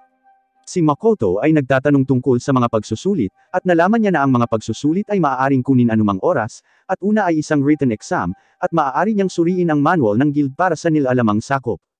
Kung makapasa siya sa written exam, magkakaroon ng praktikal na pagsusulit, at hihilingin sa kanya na kumuha ng mga supply. Sinabi sa kanya ng receptionist na ang mga supply ay maaaring maging anuman, mula sa mga bagay na madaling makuha hanggang sa mga bihirang material na halimaw. Matapos maipasa ang parehong pagsusulit, hihilingin sa kanya na ipakita ang kanyang lakas sa ekonomiya sa alinman sa isang deposito, o taunang mga dapat bayaran. Pagkatapos ay bumili si Makoto ng isang manual, at nagulat siya nang makita ang nilalaman na sakop sa pagsusulit, at hiniling niyang kumuha ng pagsusulit ngayon. Nagulat ang receptionist sa narinig, dahil ayon sa kanya, super hirap daw ang pagsubok. Ang eksena ay lumipat kay Makoto na kumukuha ng pagsusulit, at sinabi niya na ang mga problema sa pagsusulit na ito ay angkop para sa mga grade schooler. Nagagawa niyang tapusin ang pagsusulit ng wala pang kalahating oras, at pagkatapos suriin ang pagsusulit ay nagulat ang taga-suri nang makitang nakakuha siya ng perpektong marka sa maikling panahon. Si Makoto pagkatapos ay bumunot upang malaman ang mga materyales na kailangan niyang ipunan, at nalaman niya na ang Howlfang ay isa sa mga materyales na kailangan niyang tipunin. Sa palagay niya ay mahirap makuha ang mga ito, at sinabi sa kanya ng tagasuri na kunin ang mga materyales na ito o isang bagay na may katumbas na halaga sa loob ng 3 araw. Sinabi ng tagasuri na kailangan niyang maging level 50 man lang para makolekta ang mga materyales na ito, at naaalala niya na si Toa, at ang mga miyembro ng kanyang partido ay lahat ay may mga antas na higit sa 100, ngunit halos hindi pa rin nila nagawang labanan ang mga halimaw na nakatagpo nila sa kanilang paglalakbay. Pagkatapos ay binibigyan niya ang tagasuri, mga red bee eyes, at ang kanilang mga antena, dahil handa siyang tanggapin ang mga materyales na may katumbas na halaga. Nang makita ito, sinabi ng tagasuri na nakapasa si Makoto sa pagsusulit, at sinabi sa kanya ng receptionist na ibibigay ang kanyang guild card bukas. Pagkatapos ay umalis si Makoto sa guild, at iniisip niya kung maaari ba siyang makipag-ugnayan kay Tomo ngayon.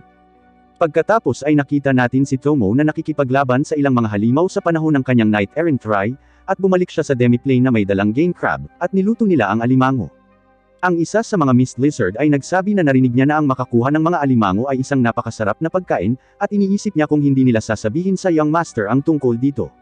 Sinabi ni Tomo na mabuti ito, at lahat sila ay kumakain ng ilang alimango.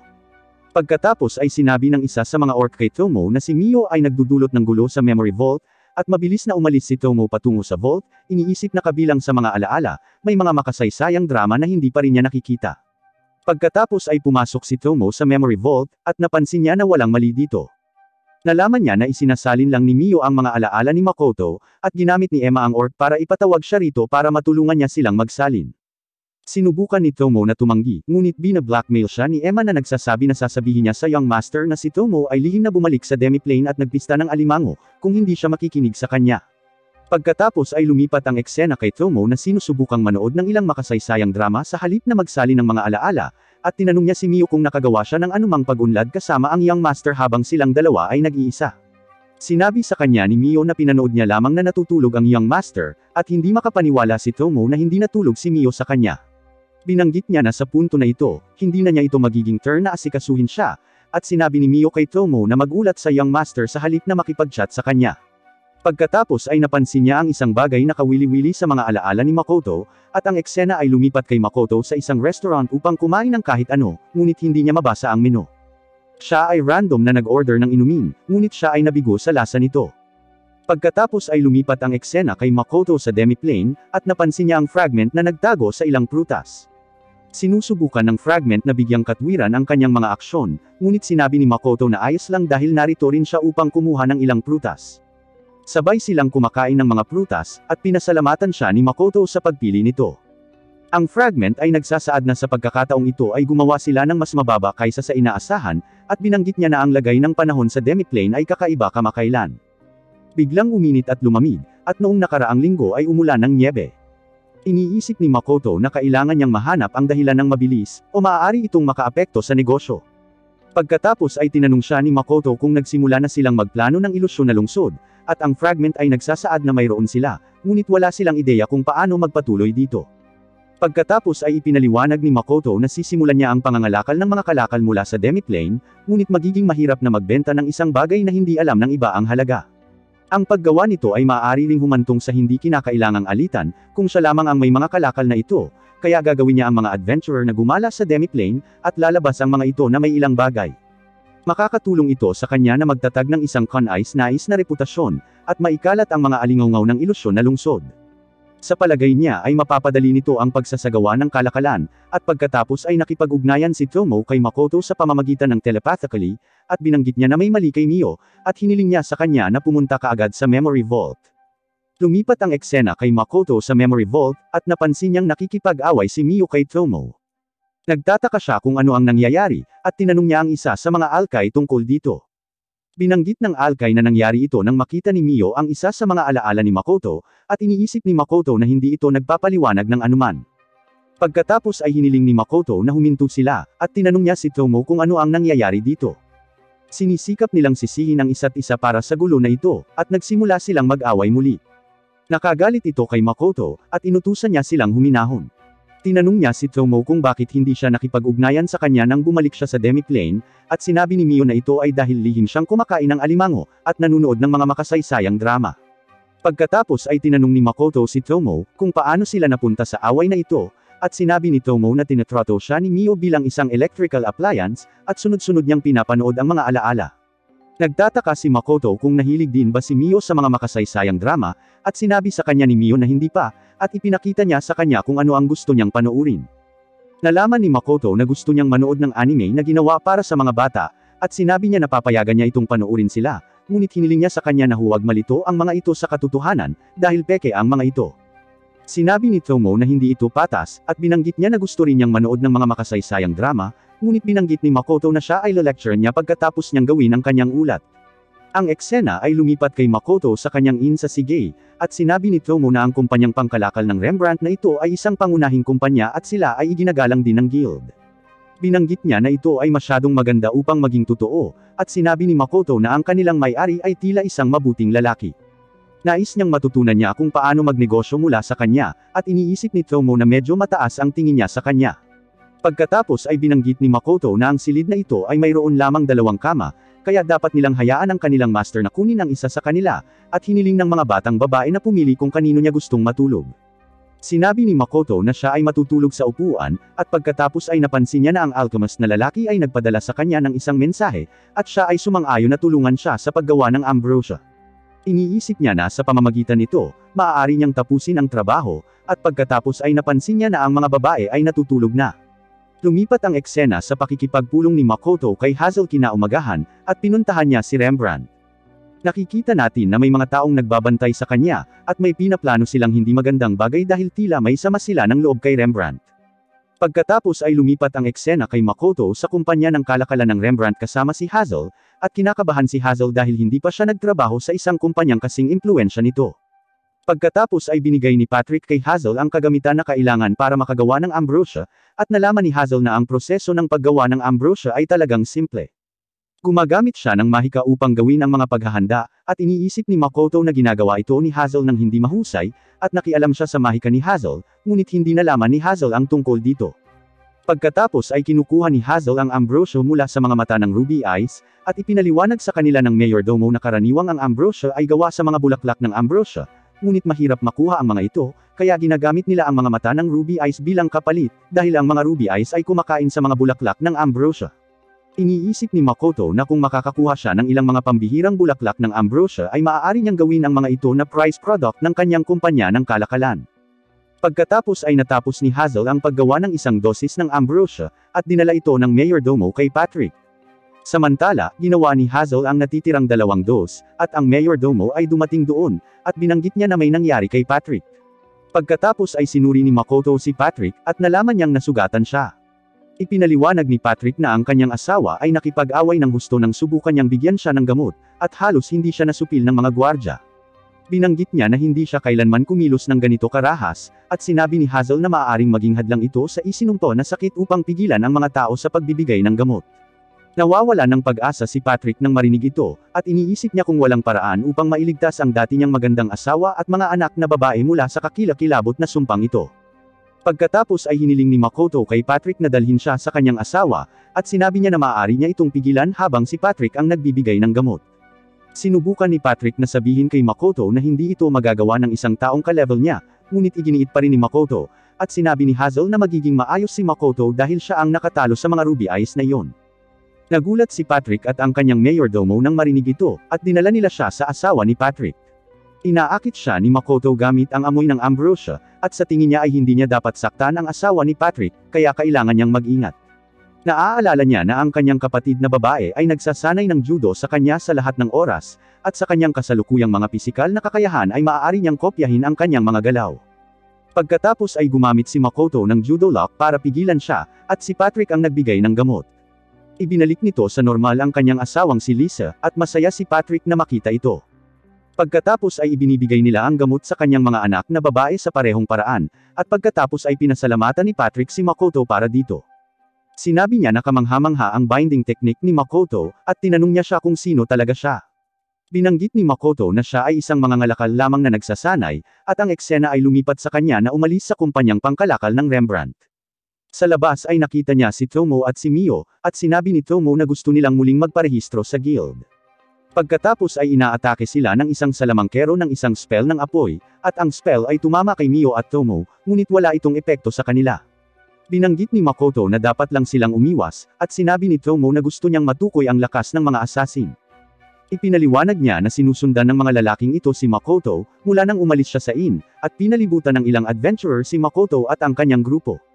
Ang pinuno ng kanilang grupo na nagngangalang Lime Latte ay humiling sa mga babae na sumama sa kanila, at tinanong siya ni Mio, kung magkano ang handa niyang ibigay. Sinabi ni Lime na bibigyan niya siya ng 10 gintong barya, at sinamahan sila ni Mio pagkatapos marinig ito. Pagkatapos ay inalis niya ang kanyang sarili mula sa labanan, at telepatikong tinanong niya si Makoto, kung kamusta ang kanyang pag-arte. Pinasalamatan siya ni Makoto sa pagsama sa plano, at sa palagay niya ay hindi na nila makikita ang pag-ulit ng nangyari sa Zetsuya. Pagkatapos ay sinabi ni Lime kina Makoto at Tomo na hindi ito mangyayari kung hindi sila nasangkot kay Rembrandt, at sinabi ni Makoto kay Tomo na iwan ang mga taong ito ng buhay. Ang lahat ng mga adventurer pagkatapos ay inaatake si Tomo at si Makoto, at pinabagsak silang lahat ni Tomo ng mag-isa. Pagkatapos ay si Lime na lang, at ang salamangkero ang natitira, at hiniling nila kay Mio na tulungan sila, ngunit binanggit ni Mio na pumayag lamang siya na huwag makisali. Pagkatapos ay sinubukan ng salamangkero na gumamit ng spell ng transportasyon upang tumakas, ngunit pinigilan siya ni Makoto, at madaling natalo ni Tomo si Lime.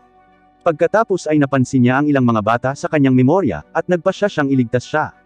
Pagkatapos ay humingi ng tawad si Lime, at hindi makapaniwala si Makoto na humihingi siya ng tawad matapos ilagay ang kakilakilabot na sumpa sa pamilya ni Rembrandt. Humingi ng paumanhin si Lime sa pagpapatulog sa mga batang iyon, at pagkatapos makipag-usap sa kanya ay napagtanto ni Makoto na hindi alam ni Lime na mapanganib ang isinumpo na sakit, at naisip niya na patutulugan lamang nito ang apektado. Ipinaliwanag ni Lime na nagsimula ito ilang buwan na ang nakalipas, at nasa paborito niyang bar siya. Nakipag-usap siya sa isang matandang lalaki, at sinabi niya sa kanya na ang hindi mabilang na mga adventurer na nagdulot ng galit ng kumpanya ng kalakalan ng Rembrandt ay nagdurusa, at sila ay walang trabaho. Dahil dito kumukuha sila ng mga walang ingat na trabaho, at namamatay. Binanggit ng matanda na nabalitaan niyang may mga adventurer mula sa orphanage ang namatay noong isang araw, at sinabi niya sa kanya na mas marami ang mamamatay kung magpapatuloy ang mga bagay na ganito. Dahil dito ay nadismaya si Lime, at sinabi sa kanya ng matanda ang kanyang plano na patulugin ng mahimbing ang pamilya ni Rembrandt, at pilitin siyang pag-isipang muli ang kanyang mga aksyon. Sinabi ni Lime na sinabihan siya na hindi sila papatayin ng sumpa, at ito ang dahilan kung bakit siya pumayag na tulungan siya. Sinusuri ni Tomo ang kanyang mga alaala, at nalaman niyang nagsasabi siya ng totoo. Pagkatapos ay sinabihan siya ni Makoto na alagaan ang kanyang mga kaibigan, ngunit pinigilan siya ni Mio, at hiniling niya sa kanya na magbayad bago umalis. Kinuha ni Mio ang lahat ng kanyang pera, at masama ang pakiramdam ni Makoto para kay Lime, noong una ay nabugbog na siya, at ngayon ay wala na siyang pera. Pagkaraan ay ilang beses humingi ng tawad si Lime kay Rembrandt, at sa huli ay pinatawad siya ni Rembrandt, at sinabi niya sa kanya na bilang parusa ang kanyang pakikipagsapalaran ay magiging limitado sa hinaharap. Binanggit ni Lime na magre-retiro na siya sa pakikipagsapalaran, at naisip ni Makoto na dapat maging maayos siya kung mayroon siyang matibay na pasya. Lumipat ang eksena sa pagkikita ni Tomo kay Lime, at tinanong niya ito kung ano ang gagawin niya ngayon. Napansin niya na binabantayan niya ang orphanage na gusto niyang protektahan, at tinanong sila ni Lime kung sino sila. Sinabi sa kanya ni Tomo na hindi niya kailangang malaman ito, at binigyan niya siya ng isang espada dahil sinira niya ang isa sa kanya. Pagkatapos ay hiniling siya ni Tomo na magtrabaho para sa kanya, at sinabi niya na siya ang kanyang magiging espiya. Binigyan niya siya ng isang bag ng mga gintong barya bilang bayad, at binanggit niya na kung magtrabaho si Lime sa abot ng kanyang makakaya, paprotektahan niya ang bagay na mahalaga sa kanya. Mabilis na sumang-ayon si Lime matapos marinig ang kanyang mga tuntunin at makita ang pera, at pagkatapos ay nakita natin si Patrick at ang kanyang mayordomo na si Morris na nag-uusap tungkol kay Makoto. Binanggit ni Morris na kung magbubukas si Makoto ng sarili niyang kumpanya sa pangangalakal, pagkatapos ay makikipagkompetensya sila sa isa't isa, at sinabi ni Patrick na kailangan nilang kumilos kung ito ay dumating, dahil hindi sila umakyat sa mataas na ito upang mahulog ngayon. Nakikita natin na si Tomo ay nag-espiya sa kanila, at sa palagay niya ay hindi isang simpleng mabuting tao si Rembrandt. Iniisip niya na ang mangkukulam na doktor ay maaaring naging biktima rin ng ambisyon ni Rembrandt, at pagkatapos ay lumipat ang eksena sa grupo ni Makoto na nanananghalian sa kanyang pansamantalang paninirahan sa Demiplane, at sinabi sa kanila ni Emma na mayroon silang maliit na problema. Binanggit niya na ang kanilang mga mandirigma ay nawalan ng kumpiyansa pagkatapos ng pagsasanay sa kanilang tatlo, at si Tomo ay nagtataka kung sila ay nalulumbay dahil hindi nila kayang talunin ang tatlo sa kanila. Sinabi ni Emma na sila nga, at binanggit ni Mio na dapat silang huminto sa pagsasanay sa kanila ng ilang sandali, ngunit sinabi ni Tomo na hindi ito magiging mabuti dahil maaari nilang isipin na sila ay inabandona. Pagkatapos ay binanggit ni Makoto na gusto niyang suriin kung kumusta sila, at sinabi ni Emma na dapat makipagkita si Makoto sa mga orc, dahil nasa pahinga sila ngayon, at hiniling ni Makoto kay Tomo na tingnan ang mga lizard, at si Mio ay sumama sa kanya, dahil malakas ang alkay, at mas nababahala sila sa paggawa ng gamot at alchemy. Pagkatapos ay pumunta si Makoto upang tingnan ang mga orc, at pinakikinggan niya ang mga ito sa pamamagitan ng pakikinig gamit ang kai, dahil maaaring mahirapan silang sabihin ito sa kanya.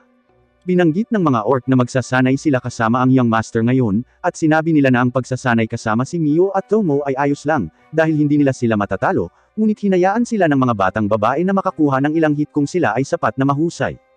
Ngunit pinasabog sila ng Young Master ng mga breeds, bago sila makalapit, at kahit na makaligtas sila doon, pinalipad pa rin niya sila. Nagtataka sila kung ano ang maaaring isipin ng mga lizard tungkol dito, at sinabi nila na wala silang paraan upang malaman ito, dahil ang bawat species ay nagsasanay ng hiwalay. Pagkatapos ay binanggit ni Makoto na ito ay pinakamasama kaysa sa naisip niya, at nagkita sila ni Tomo. Binanggit niya na ang sitwasyon ng mga lizard ay hindi rin maganda, at naisip ni Makoto na napansin niya na ang iba't ibang mga species ay hindi nagpapalitan ng maraming impormasyon sa isa't isa. Binanggit ni Emma na ang bawat species ay gustong panatilihing confidential ang kanilang mga taktika, at iniisip ni Makoto na magiging kawili-wili kung matututunan nila ang mga diskarte ng bawat isa. Sinabi ni Tomo na maaari itong gumana, at binanggit niya na mayroon siyang ideya tungkol dito. Ang eksena ay lumipat kay Tomo na nag-oorganisa ng isang tournament para sa lahat ng residente ng Demiplane, at binanggit niya na ang pinakamalakas na mandirigma ng bawat species ay magpapakita ng kanilang lakas dito. Ang kinatawan ng butiki na nagngangalang Lidi ay humarap sa kinatawan ng mga orc na nagngangalang Aga Race, at ang kanilang laban ay sumisira sa platform ng torneo. Iniisip ni Makoto na ito ay kahanga-hanga, ngunit naaalala niya na hiniling sa kanya ni Tomo na manatiling walang ekspresyon sa panahon ng laban, at pagkatapos ay nanalo si Aga Race sa laban. Napansin niyang hindi nasisiyahan ang Young Master sa resulta. Binanggit ni Tomo na sigurado siyang naglaban silang dalawa sa abot ng kanilang makakaya, ngunit nabigo siya sa mga resulta.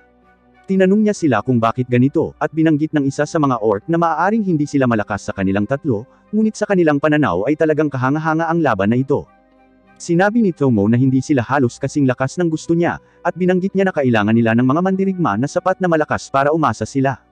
Binanggit niya na ang kanilang tunay na lakas ay hindi masusukat kapag sila ay nakikipaglaban sa kanilang tatlo. Sa makatuwid, mula ngayon, isang beses bawat 7 araw, sila ay lalaban sa mga individual na laban, at kanilang susuriin ang lakas ng bawat individual, at erarango sila.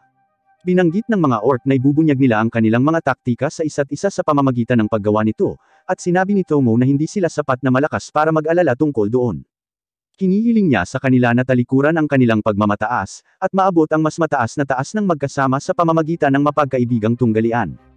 Binanggit niya na ang pagkapanalo sa paparating na mga laban ay susukatin ang kanilang lakas sa Demiplane, at ang mga mas mataas na ranggo ay magiging mga mandirigma ng karangalan, at binanggit niya na ang mga ayaw makipaglaban ay maaaring maghanap ng ibang mga propesyon, dahil ang pakikipaglaban ay hindi lang ang tanging kakayahan na maibibigay nila sa Demiplane. Pagkatapos ay nagsabi si Makoto ng ilang mga salita, at binanggit niya na sa palagay niya ay marami silang potensyal, at iniisip niya ang tungkol sa pagdaragdag ng kanilang bilang ng mga pinagsamang sesyon, at hinihiling niya sa kanila na magtrabaho ng husto. Pinangalanan ni Tomo ang paligsahan na ito, ang mga ranggo ng Demiplane, at ang eksena ay pinutol kay Tomo, at muling nagre-rehistro si Mio sa Adventurers Guild. Napansin natin na may level si Tomo na 1340, at si Mio ay may level na 1500. Nadismaya si Tomo nang marinig na mas mababa pa rin ang kanyang level, at binanggit ng receptionist na mayroon siyang kahilingan para sa party ni Makoto. Binanggit niya na karamihan sa kanilang mga high-level adventurer ay nasugatan ngayon, at sinabi niya na gusto niyang sanayin nila ang isang adventurer para maging kahalili sa dating numero 1 ng CGA, si Lime Latte. Iniisip ni Makoto na karamihan sa mga adventurer ay nasugatan dahil sa kanila, at binanggit niya na may kilala siyang isang partido ng mga adventurer na higit sa 100, at sinabi ng receptionist na magagawa ito ng isa sa kanila. Lumipat ang eksena kay Makoto na humihiling kay Tomo na sanayin ang partido nito, at pumayag siya. Pagkatapos ay umalis si Makoto, at naisip ni Tomo na sa paghusga sa ugali ng Young Master, si Towa ay maaaring kamukha ng isang tao mula sa kanyang dating mundo. Sa tingin niya, nangangahulugan ito na si Makoto ay mayroon pa ring matagal na kalakip sa kanyang dating mundo.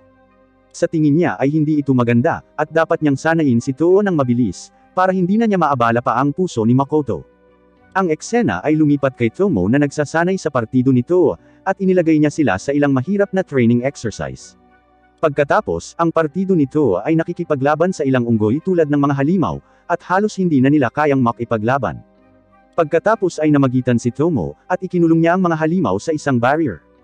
Sinabi niya sa kanila ang isang simpleng diskarte upang matulungan silang labanan ang anumang uri ng halimaw, at pagkatapos malaman ito ay nagawa nilang talunin ang mga halimaw na parang unggoy, ng mag-isa. Sinabi ni Tomo na sa susunod ay aalisin nila ang isang lungga ng mga halimaw na ito, at binanggit niya na dapat nilang patunayan ang kanilang superioridad sa iba pang mga adventurer sa Sigay, at ipakilala sa kanila na sila ang mga alas dito. Binanggit niya na humigit kumulang 100 halimaw ang naninirahan sa lungga na iyon, at binibigyan niya sila ng isang gabi upang bumuo ng isang diskarte. Pagkatapos ay lumipat ang eksena kay Tomo na nagsasabi sa receptionist na iniwan niya ang party ni Toho sa Den of Shadowtail, at hindi makapaniwala ang receptionist dito. Binanggit niya na halos hindi matatalo ng 100 adventurer ang isa sa mga halimaw na iyon, at ang den na iyon ay nasa isang lugar na kilala bilang Death Wish Road. Ang kalapit na Tinarak Forest ay napakadelikado kung kaya't maraming adventuring party ang nawala, at bumalik si Toho, at ang kanyang partido na may dalang ilang bahagi ng halimaw. Sinabi ni Toho na natalo nila ang kanilang target, at nakikita natin na halos hindi na sila makatayo. Ipinasa sila ni Tomo sa kanilang pagsubok matapos makitang naalis na nila ang pugad, at ipinaliwanag na sa ganito nakilala ang superiority ng partido ni Toho sa mga guild. Ang eksena ay lumipat kay Makoto na humihiling kay Mio na maghanap ng mga bulaklak ng ambrosia, at binanggit niya na maaari silang maging mga prize product ng kanyang kumpanya ng kalakalan. Binanggit niya na sa paghusga sa mga tirahan ng Ruby Eyes, maaaring tumubo ang mga ito sa isang lugar sa Tinarak Forest, at tinanong ni Mio si Makoto kung ano ang kanyang gagawin. Sinabi ni Makoto na magsisimula siyang mag-set up ng isang tindahan, at ang eksena ay lumipat sa kanya na tinatalakay ito kay Patrick. Tinanong niya siya kung maaari siyang umarkila ng ilang espasyo sa kanyang kumpanya para sa kanyang tindahan, at sinabi ni Patrick na ikalulugod niyang tulungan siya dito. Binanggit niya na ang ilang espasyo ay nagbukas kamakailan, at hiniling niya kay Morris na makipag-ugnayan sa tao na namamahala. Iniisip ni Morris na walang anumang bukas na espasyo, at iniisip niya kung ano ang magiging magandang lokasyon. Iniisip ni Patrick kung isang tindahan lang ang kakailanganin niya, at nalaman niya kung bakit hindi nagbubukas ng sariling tindahan si Makoto. Naalala ni Makoto na ipinaliwanag niya sa iba na kailangan niyang magsagawa ng pag-eespiya sa ngalan ng kaharian kung gusto niyang makakuha ng sarili niyang real estate, at sinabi niya sa kanila na lihim na sinabi sa kanya ng receptionist ng Merchant Guild ang tungkol dito nang pumunta siya para kumuha ng kanyang guild card. Sinabi niya na hindi ito kinakailangan kung umupo siya ng isang tindahan sa ibang kumpanya ng kalakalan, at binanggit ni Tomo na ang kaharian ng Ayon, kung saan matatagpuan ng Sigay ay tiyak na mahilig sa espionage. Sinabi niya na ang pagtanggi sa kanila ay maaaring makapinsala sa negosyo, kaya kailangan nilang magrenta ng espasyo sa tindahan ng ibang tao. Iniisip ni Makoto na ito ang dahilan kung bakit siya pumunta rito, at tiyak na tinutulungan ni Patrick ang kaharian sa kanilang espionage. Pagkatapos ay sinabi ni Patrick na mayroong isang neutral na lungsod na hindi kabilang sa anumang kaharian, at maaaring makapagtatag ng tindahan doon si Makoto. Binanggit niya na sasabihan niya ang kanyang mga kakilala sa lungsod na iyong tungkol dito, at hiniling niya kay Makoto na bigyan siya ng ilang oras. Pinasalamatan siya ni Makoto sa lahat, at bumalik siya sa demiplane. Sa palagay niya ay magiging abala siya sa paghahanda upang buksan ang kanyang kumpanya ngayon, at pagkatapos ay nakita natin ang ilang mga batang babae na nag-espiya sa ilang mga adventurer mula sa malayo sa Tinarak Forest, at iniisip nila na ang mga tao ay marunong lamang magnakaw, at iniisip nila kung ang kanilang kawalang ingat ay dahil sa pagmamahal na mayroon ang Diyosa sa kanila. Pagkatapos ay tinalo ng mga batang babae ang mga adventurer, at tinanong ng maliit ang isa kung pinatay niya sila, at sinabi niya na hindi niya ginawa, ngunit gagawin niya ito, kung hinawakan nila ang mga pulang lotus. Ang eksena pagkatapos ay lumipat sa mga residente ng demiplane na nagkakaroon ng party upang ipagdiwang ang pagkakatatag ng Kusuno Trading Company sa labas ng mundo. Naisip ni Tomo na dapat nilang hayaan ang young master na magkaroon ng ilang oras na mag-isa kasama ang mga residente ng demiplane ngayon, at umalis siya kasama si Mio. Ang isang alkay na pinangalan ng Akina pagkatapos ay nagulat ng kanilang mga natuklasan sa Tinarak Forest kay Tomo, at binigay niya sa kanya ang mga coordinate ng mga bulaklak ng ambrosia, at ang kanilang mga nauugnay na detalye. Binanggit niya na naisip nila na dalhin ang isa sa kanila, ngunit may isang species na nag-aalaga sa kanila sa kakahuyan. Iniisip ni Makoto na ang walang ingat na pag-aani ng mga ito ay maaaring humantong sa mga problema kung ito ang kaso, at tinanong niya siya kung ang alkay ay nakapag-adjust na sa buhay sa demiplane. Sinabi ni Akina na naka-adjust na sila, at binanggit niya na si Minato ay nagsasaliksik ng iba't ibang mga paksa kabilang ang panday, at alchemy, at si Haruna ay tila mahilig sa mga armas kaya siya ay nakikilahok sa pagsasanay sa labanan paminsan-minsan. Inilagay ni Hokuto ang kanyang sarili sa pagtatayo, at tinutulungan niya ang mga orc. Sinabi niya na madalas niyang kasama si Mio, at bumisita sila sa ilang mga stall ng pagkain habang naghahanap ng mga bulaklak ng ambrosia. Pagkatapos ay umalis siya, at pumunta doon si Lady. Binanggit niya na nakakuha siya ng iba't ibang mga bagong taktika, salamat sa kanilang pinagsamang mga sesyon ng pagsasanay, at sinabi niya na nagtagumpay din siya upang talunin si Aga Reyes noong isang araw. Umalis si Lady, at kinausap ni Beren si Makoto.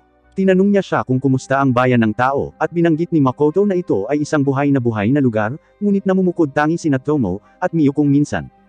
Sinabi ni Beren na nagseselos siya na nakakasama nila siya sa lahat ng oras, at sigurado siyang kapanapanabik ang bawat araw. Nagtataka si Makoto kung nakakasakal sa mga dwarf ang lugar na ito, dahil ito ay isang saradong mundo, at binanggit ni Beren na wala silang nararamdaman.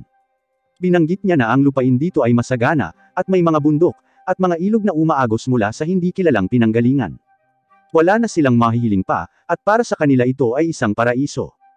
Binanggit niya na gusto niyang narito, ngunit gusto niyang malaman kung anong uri ng mga armas ang sikat sa labas ng mundo. Sinabi ni Makoto na maaari niyang subukang patakbuhin ang shop na inuupahan nila sa Sigay sa kasong ito, at sigurado siyang dudumugan siya ng mga tao para gumawa ng mga armas para sa kanila, dahil sikat ang mga dwarven na armas. Binanggit ni Beren na magugustuhan niya iyon, at ang orc na pinagaling ni Makoto ay pumunta doon.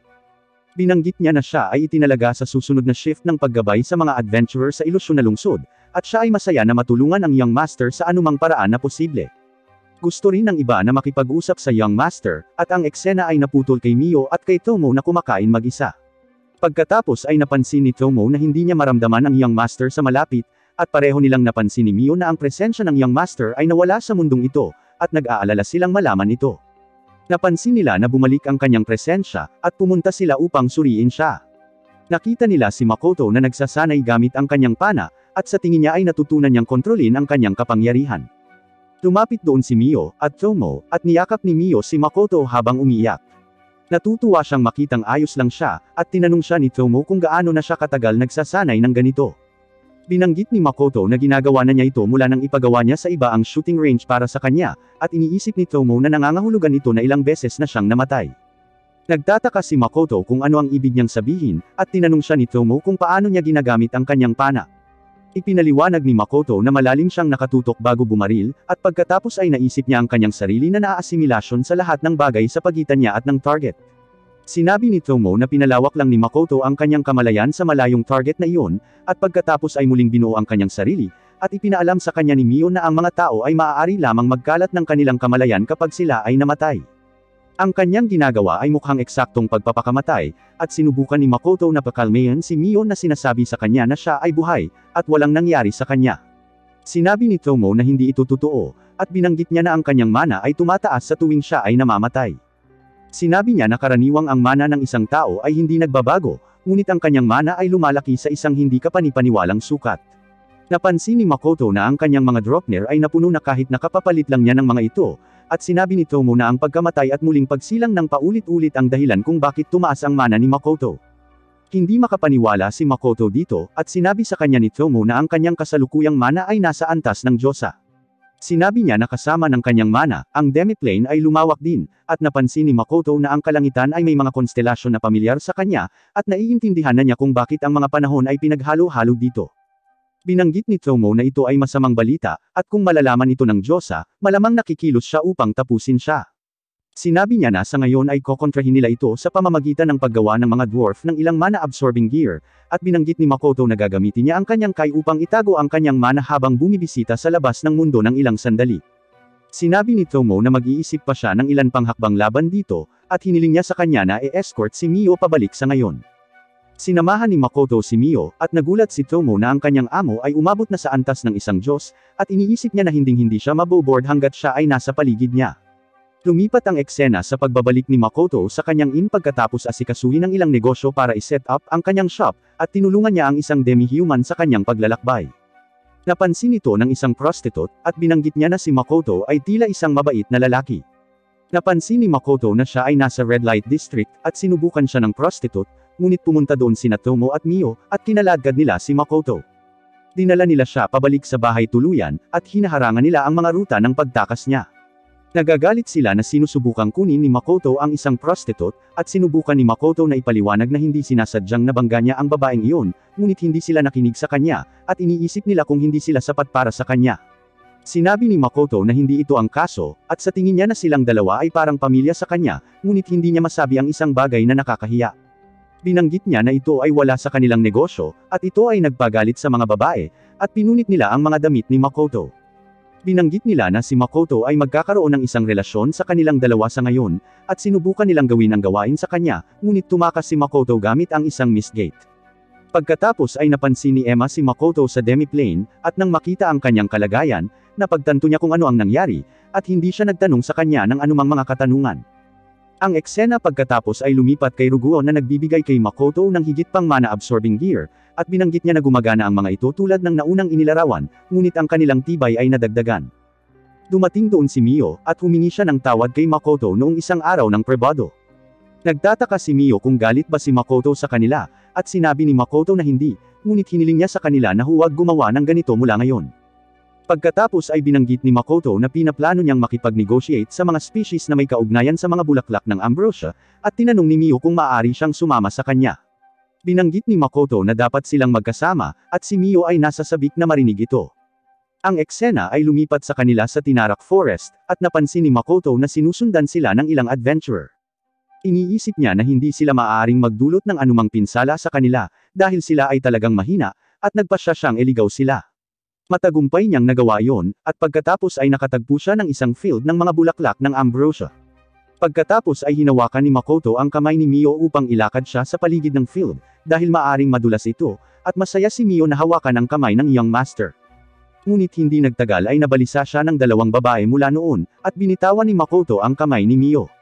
Tinanong siya ng mga batang babae kung bakit sila naririto, at binanggit ni Makoto na wala siyang balak na masama, at iniisip niya kung maaari silang mag-usap. Laking gulat ni Mio na binitawan ni Makoto ang kamay niya, at nagalit siya sa mga babae. Naabutan din sila ng mga adventurer mula noon, at sinabi nila na kukunin nila ang lahat ng mga bulaklak na ambrosia na ito. Pagkatapos ay iniisip ng mga batang babae na silang lahat ay mga magnanakaw, at sinubukan ni Makoto na pakalmayan ang lahat, ngunit hindi sila nakikinig sa kanya, at sinalakay sila ng mga batang babae.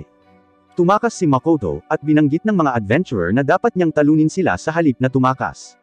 Napagtanto ni Makoto na ang babaeng kasama ng mga adventurer ay ang prostitute na nakilala niya noong isang araw, at sinalakay sila ng mga babae, ngunit ipinagtanggol ni Makoto ang kanyang sarili at ang mga adventurer gamit ang kanyang defensive kai. Pagkatapos ay nakipag-ugnayan si Tomo kay Makoto, at hiniling ni Makoto na tulungan siya, ngunit tumanggi si Tomo dahil iniwan siya ni Makoto na mag-isa para makipag-date kay Mio, ngunit nakumbinsi siya ni Makoto pagkatapos sabihin sa kanya na hahayaan niyang ituloy niya ang paggawa ng katana at pagsasaka ng palay. Pagkatapos ay hiniling ni Tomo kay Makoto na lumikha ng usok sa paligid ng mga adventurer, at binanggit niya na dadalhin niya sila sa ilusyon na lungsod. Sinabi niya na maaari nilang pakainin si Mio ng ilan sa dugo ni Makoto upang mailabas siya sa kanyang pagkataranta, at pagkatapos ay ipinadala ni Makoto ang mga adventurer sa ilusyon na lungsod, at pinakain niya si Mio ng ilan sa kanyang dugo upang dalhin siya sa paligid. Pagkatapos ay sinubukan ng maliit na batang babae na gumamit ng spell, ngunit hindi ito gumana, dahil sinisipsip ito ni Mio. Pagkatapos ay gumamit si Makoto ng isang flash para bulagin sila, at sinisira niya ang kanilang mga armas. Hiniling niya kay Mio na itali sila, at samantala, ang mga adventurer ay natagpuan ang kanilang sarili sa ilusyon na lungsod, at ang ilang mga orc at ang fragment ay tinatanggap sila. Pagkatapos ay ipinaliwanag ni Makoto sa mga batang babae na narito lamang sila upang makipag-usap, at binanggit niya na siya ay talagang isang mangangalakal. Naiintindihan ng mga babae at ipinakilala nila ang kanilang mga sarili bilang Aqua at Ares, at sinabi nila na gagabayan nila si Makoto sa kanilang nayon. Nalaman natin na ang mga batang babae ay mga ogre sa kagubatan, at dinala nila sina Makoto at Mio sa kanilang nayon. Napansin ni Makoto na ang kanilang buong nayon ay napapalibutan ng isang barrier sa pagtatago, at sinabi ni Ares na pinuprotektahan sila ng barrier at ang mga bulaklak, at binanggit niya na inaanyayahan nila ang lahat ng mga kahina-hinalang tao na bisitahin ang kanilang nayon. Pagkatapos ay hiniling ni Aqua sa kanila na pakawalan ang kanilang mga gapos, at binanggit niya na dadalhin niya sila sa mga elders. Ang eksena ay lumipat sa kanilang pagkikita ng mga elder, at ang kinatawan ng mga ogre sa gubat na nagngangalang Nilgestory ay tinanggap sila sa kanilang nayon. Nalaman ni Makoto na ang mga ogre ng kagubatan ay iba sa mga elf, habang pinamamahalaan nila ang kagubatan na kanilang tinitirhan, at ang mga elf ay kumukuha ng kapangyarihan mula sa mga espiritu. Ipinaliwanag ng anak ni Nilgestory na nagngangalang Adono na sila ang mga ninuno ng mga elves, ngunit ang mga elder ay hindi sumasang-ayon sa kanila, at binanggit nila na sila ay isang lahi na mas mataas sa mga elf. Nagtataka si Adono kung plano nilang manirahan sa pagtatago kahit na humina na ang barrier ng dragon, at nagdududa rin siya sa kwento ni Makoto, ngunit pinili niyang paniwalaan siya sa ngayon, at umalis siya. Ang mga elders ay nagtanong sa kanila ng ilang katanungan, at pagkatapos ay binanggit ni Ako na sila ay magdaraos ng isang kapistahan sa gabi upang humingi ng tawad sa kanilang naunang hindi pagkakaunawaan, ngunit ipapakilala muna nila siya sa kanilang master. Dumating doon ang master ng mga babae, at sumabog siya sa dingding sa halip na gumamit ng pinto. Ipinakilala niya ang kanyang sarili bilang Mondo, at nakipagkamay siya kay Makoto. Napansin niya na maganda ang pagkakagawa ng kanyang kamay, at nagalit si Mio sa kanya dahil sa paghawak sa kamay ni Makoto, mas matagal kaysa sa kanya, at pinalipad niya si Mondo. Nagtataka tuloy si Mondo kung sino ang mga taong ito, at sa palagay niya ay wala sa kanila ang ordinaryong tao, at pagsisisihan nilang nakilala siya. Pagkatapos ay hiniling ni Makoto kay Mio na imbestigahan sina Adono at Mondo, at siya ay unang nag-espiya kay Mondo. Napansin niya na ang isang makapangyarihang mana sa lupa ay nakapaligid sa kanya, at naisip niya na maaaring sinapian siya ng isang bagay. Pagkatapos ay napansin niya ang isang telepatikong komunikasyon na nakulong sa mga web na kanyang inilatag sa paligid ng nayon, at sa pakikinig nito ay nalaman niyang konektado si Adono sa mga demonyo. Iniulat niya ang kanyang mga natuklasan kay Makoto, at hiniling ni Makoto kay Mio na makipagpalitan kay Tomo sa demiplane, dahil mayroon siyang isang bagay na gusto niyang kumpirmahin. Ang eksena pagkatapos ay lumipat sa mga ogre ng gubat na nagpa-party, at mula sa malayo, napansin ni Makoto na nag-uusap sina Mondo at Adono. Pagkatapos ay lumabas ang isang leech mula kay Mondo, at sinisipsip nito ang puwersa ng buhay ni Adono upang pasiglahin ang kanyang material na anyo. Dahil dito ay nataranta ang mga ogre ng gubat, at nagtataka si Makoto kung bakit niya pinatay ang mga taong ito. Binanggit ng leech na pinatay lang niya si Adono dahil nasangkot siya sa ilang mga mapanganib na nilalang, at nakakagulat na natiis ni Makoto ang kanyang miasma. Pagkatapos ay inaatake niya si Makoto gamit ang isang spell, at binanggit niya na hindi ito kakayanin ni Makoto, ngunit ang spell ay hindi nakakaapekto kay Makoto, at binanggit niya na siya ay may resistance sa mga spell na nagdudulot ng mga sakit sa katayuan. Pagkatapos ay sinipsip ni Makoto ang spell, at binanggit niya na natutunan niya ito mula kay Mio, at gumagamit siya ng Dark Attribute Magic para ubusin ang lahat ng kapangyarihan ng leech. Dumating doon si Tomo, at sinabi sa kanya ni Makoto na gusto niyang makausap ang leech na ito mamaya, at ipinadala niya siya sa demiplane. Nang makita ito, tinanong siya ng mga Highland Orc kung ano ang ginawa niya, at binanggit nila na hindi siya mukhang isang mangangalakal. Sinabi nila na binalak nilang patayin siya pagkatapos ibaba ang kanyang bantay sa isang kapistahan, at nagulat si Makoto nang marinig ito, at pagkatapos ay nalaman natin na kilala ni Tomo si Nilgestory. Hindi siya nakilala ni Nilgestory dahil sa kanyang bagong anyo, at sinabi ni Tomo sa kanya ang kanyang tunay na pagkakakilanlan, at nalaman ni Makoto na siya ang dragon na gumawa ng barrier sa paligid ng nayon na ito. Ang mga taga-nayon ay yumuko kay Tomo pagkatapos na malaman ito, at sinabi niya sa kanila na idirekta ang kanilang paggalang sa kanyang master, at lahat ay nagulat nang marinig na si Makoto ang kanyang master. Lumipat ang eksena sa pagtatanong ni Makoto sa leech, at tinanong niya ito kung ano ang ginagawa niya sa nayong iyon. Ang leech ay nagsasaad na siya ay pumasok sa katawan ng mga ogre sa kagubatan upang pagmasdan ang kanilang mga kakayahan, at tinanong siya ni Tomo kung bakit siya naging isang immortal. Binanggit ng leech na ginawa niya ito para maging Grant, at ipinaliwanag niya na ang mga Grant ay mga individual na may mataas na ranggo na nakahihigit sa mga tao, at tinanong niya si Makoto kung anong uri ng spell ang ginamit niya upang makuha ang kanyang magic. Binanggit ni Makoto na ito ay normal na dark magic, at tinanong niya ang leech kung mayroon siyang anumang mga spellbook dahil interesado siyang bilhin ang mga ito.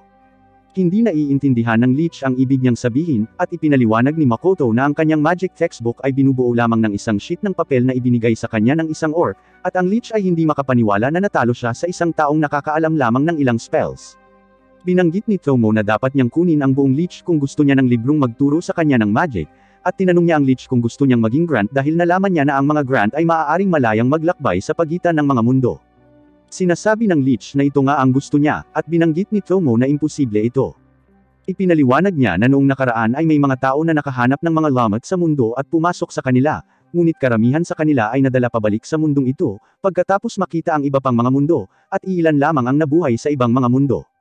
Ang mga matagumpay na nakapaglakbay sa ibang mga mundo ay tinatawag na mga Grant, at hindi ito ang kabaligtaran.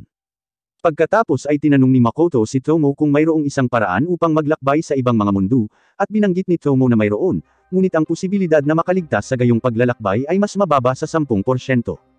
Ang Leech ay nabigo nang malaman na ang lahat ng kanyang mga pagsisikap ay naging walang kabuluhan, at binanggit ni Tomo na ang Leech ay dapat bumuo ng isang kontrata sa Young Master kung wala na siyang gagawin. Iniisip ni Makoto na ang Leech ay maaaring maging kapaki-pakinabang, at hiniling niya sa Leech na ipahiram ang kanyang lakas sa kanya. Pagkatapos ay nakita natin ang mga adventurer sa isang silid, at hinihintay nila ang mga demi-human na ibahagi sa kanila ang kanilang mga bihirang produkto.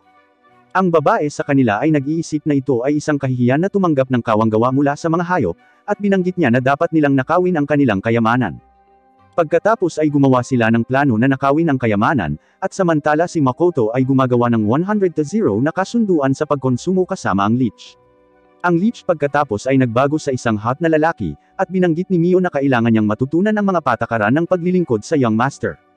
Sinabi ni Tomo na kailangan nilang dalhin siya sa Memory Vault upang turuan siya ng lahat ng uri ng mga bagay, at pagkatapos ay narinig ni Makoto ang isang pagsabog mula sa labas, at kasunod nito ay nagsimulang dumugo si Tomo. Nagtataka si Makoto kung ano ang nangyari, at hiniling niya kay Mio na itigil ang pagdurugo habang tinitingnan niya ang lugar ng pagsabog. Dala niya ang Leech, ngunit ang Leech ay hindi maaaring tumakbo ng kasing bilis niya dahil hindi pa rin siya sanay sa kanyang bagong katawan. Hiniling niya kay Makoto na magpatuloy, at binanggit niya na pagagalingan niya ang mga nasugatan mula rito gamit ang kanyang healing magic. Sa pagpapatuloy ay napansin ni Makoto si Hokuto na nakahandusay sa lupa, at siya ay nilalamig, at hindi siya gumagalaw. Iniisip ni Makoto na kinikilala niya ang kalagayan nila, at malamang napatay na sila. Pagkatapos ay sinabi ng Leech na natapos na niyang pagalingin ang lahat sa lugar, at ang mga taong pinakamalapit sa kinaroroonan ngayon ni Makoto ay ang mga taong lubhang nasugatan. Pagkatapos ay nalaman ni Makoto na hindi patay si Hokuto, at ginamit niya ang kanyang healing kai, kasabay ng magic ng Leech. Napansin niya na wala itong gaanong epekto, at gumagamit siya ng isa pang layer ng healing kai sa ibabaw ng dati upang mas mabilis na gumaling si Hokuto. Nagawa niyang patatagin si Hokuto, at binigyan ng isang orc na bata si Makoto ng kwintas na pag-aari ng orc na pinagaling ni Makoto ang kamay. Sinabi sa kanya ng bata kung nasaan ang orc bago ang pagsabog, at napansin ni Makoto na siya ang nasa gitna ng pagsabog. Napansin niya na ang pagsabog ay tila nagbukas ng mist gate sa sea gate, na minsan nilang binuksan noon, at naramdaman niya ang isang adventurer sa kabilang panig ng gate. Napansin niya ang kamalayan ng iba pang dalawang adventurer, ang orc, at Tomo fragment na malapit doon, ngunit ang kanilang kamalayan ay nagkakalat, at naalala ni Makoto na ang mga tao ay maaari lamang magkalat ng kanilang kamalayan kapag sila ay namatay. Natarante si Makoto nang makita ito, at sinubukan niyang puntahan ang adventurer na buhay pa, ngunit ang pagsisikap na pumasok sa mist gate ay nagpapasok sa kanyang utak ng mga alaala ng adventurer. Matapos makita ang mga alaala ng adventurer, nalaman ni Makoto na sinubukan nilang nakawin ang kanilang mga paninda, at sa nangyaring laban pagkatapos, isa sa mga hiyas na sumisipsip ng mana ni Makoto ang sumabog na nagdulot ng pagsabog. Pagkatapos ay nakita natin ang babae mula sa adventuring party na nabubuhay pa, at sinubukan niyang tumakas kasama ang mga ninakaw na gamit, matapos mapagtanto na siya ay na-teleport pabalik sa Sige. Ngunit pinalibutan siya ng hamog, at mula sa loob ay nagmumula si Makoto. Nakita natin na galit siya, at may suot siyang nakakatakot na ekspresyon sa kanyang mukha.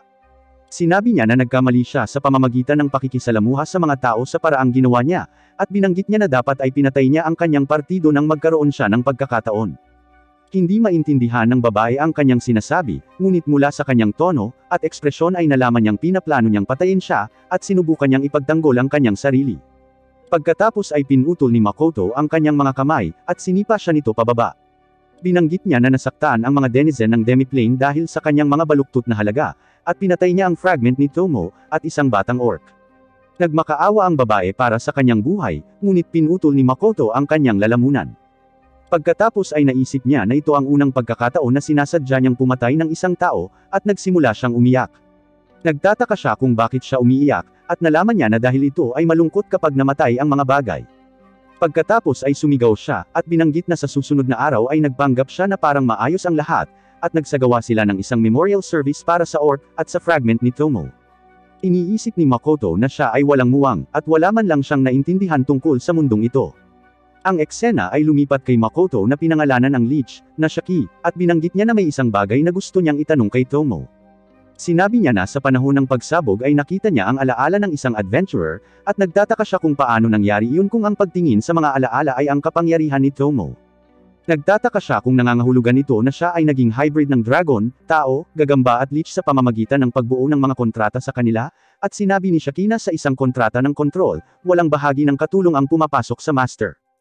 Sinabi ni Tomo na maaaring ginamit ni Makoto ang kanyang kapangyarihan ng nagkataon, at binanggit niya na maaaring sanhi ito ng koneksyon na kanilang nabuo. Nagalit si Mio nang marinig ito, at sinabi ni Shaki na magagamit ni Makoto ang kapangyarihan ng kanyang mga katulong kung gusto niya, ngunit magtatagal ito para masanay siya sa mga ito. Binanggit ni Tomo na ang tanging pagbubukod ay kapag ang isang master at ang kanyang lingkod ay nagtitiwala sa isa't isa, at kapag ang isang master ay naglalayong lutasin ang isang emergency. Binanggit ni Mio na nagkataon lamang ito, at nagsimula siyang makipag-away kay Tomo upang malaman kung sino ang may mas malakas na ugnayan kay Makoto. Pagkatapos ay lumipat ang eksena kay Makoto na nagsasabi sa ilan sa mga residente ng Demiplane na gusto niyang lumikha ng isang espesyal na dibisyon, at papalibutan nila ito ng isang pader, upang isipin ng mga adventurer na ito ang buong ilusyon na lungsod. Binanggit ni Emma na mapoprotektahan nito ang mahihina at mga bata mula sa pakikipag-ugnayan sa mga adventurer, at hiniling ni Makoto sa mga butiki na magpatrolya sa lugar. Pagkatapos ay tinanong niya si Haruna kung kumusta ang mga pinsala ni Hokuto, at sinabi ni Haruna na tumatagal ito ng ilang oras, ngunit siya ay gumagaling ng maayos. Nagpasalamat siya sa kanya sa pagligtas sa isa sa kanyang uri, at binanggit ni Makoto na hindi na kailangan iyon, dahil ang pagkakamali niya ang naging sanhi ng insidenteng iyon kung tutuusin. Sinabi niya na gusto niyang magpalit-palit ang alkay sa pagpapanggap ng mga adventurer na naninirahan sa lungsod, at sinabi niya na ayaw niyang mangyari muli ang ganoong bagay. Ang eksena ay lumipat sa mga dwarf na nagpapaliwanag kay Makoto na muli nilang isinaalang-alang ang pamamahala ng bodega, at ngayon ang mga basurang materyales ay agad na itinatapon. Binanggit nila na plano rin nilang mag-install ng fire extinguishing mechanism, at shock-absorbing walls. Sinabi ni Makoto na dapat itong panatilihing ligtas sila ng ilang sandali, at hiniling niya kay Beren na maingat na pangasiwaan ang mga kalakal na plano nilang ibenta rin sa Seagate. Lumipat ang eksena sa pakikipagkita ni Makoto sa kaibigan ng namatay na orc, at binanggit niya na katatapos lang niyang humingi ng tawad sa mga magulang ng namatay na orc. Sinasabi ng orc na hindi kailangang humingi ng tawad si Makoto, dahil iniligtas niya ang kanilang buong namamatay na nayon, at ang pagbibigay ng kanilang buhay para sa Demiplane ay ang pinakamahusay na magagawa nila. Binanggit ni Makoto na ganoon din ang sinabi ng kanyang mga magulang, ngunit gusto niyang ayusin ang mga bagay, at humingi siya ng paumanhin. Pagkatapos ay napansin ni Shaki na may iniisip si Makoto, at tinanong niya siya kung ano ang problema. Binanggit ni Makoto na iniisip niya ang tungkol sa hinaharap ng Demiplane, at nakapagdesisyon na siya. Pagkatapos ay lumipat ang eksena sa pakikipag-usap ni Makoto kay Patrick sa kumpanya ng kalakalan ng Rembrandt, at sinabi sa kanya ni Patrick ang tungkol sa bayan ng Rotsguard Academy. Binanggit niya na ito ang neutral na lungsod na tinutukoy niya kanina, at kasama ang iba't ibang institusyong pang-edukasyon nito, lahat ng bagay ng kaalaman ay nagtitipon doon. Pagkatapos ay ipinakita ni Patrick kay Makoto ang isang mapa ng kaharian ng kontinente, at sinabi niya sa kanya ang layout ng lupain. Binanggit niya na walang dapat na makahadlang sa negosyo ni Makoto sa Rustguard. Binanggit ni Patrick na susulat siya ng isang liham ng rekomendasyon para kay Makoto, at iniisip ni Makoto na hindi dapat tama na iwanan ang mga bagay na tulad nito, at binanggit niya na nagsinungaling siya tungkol sa isang bagay.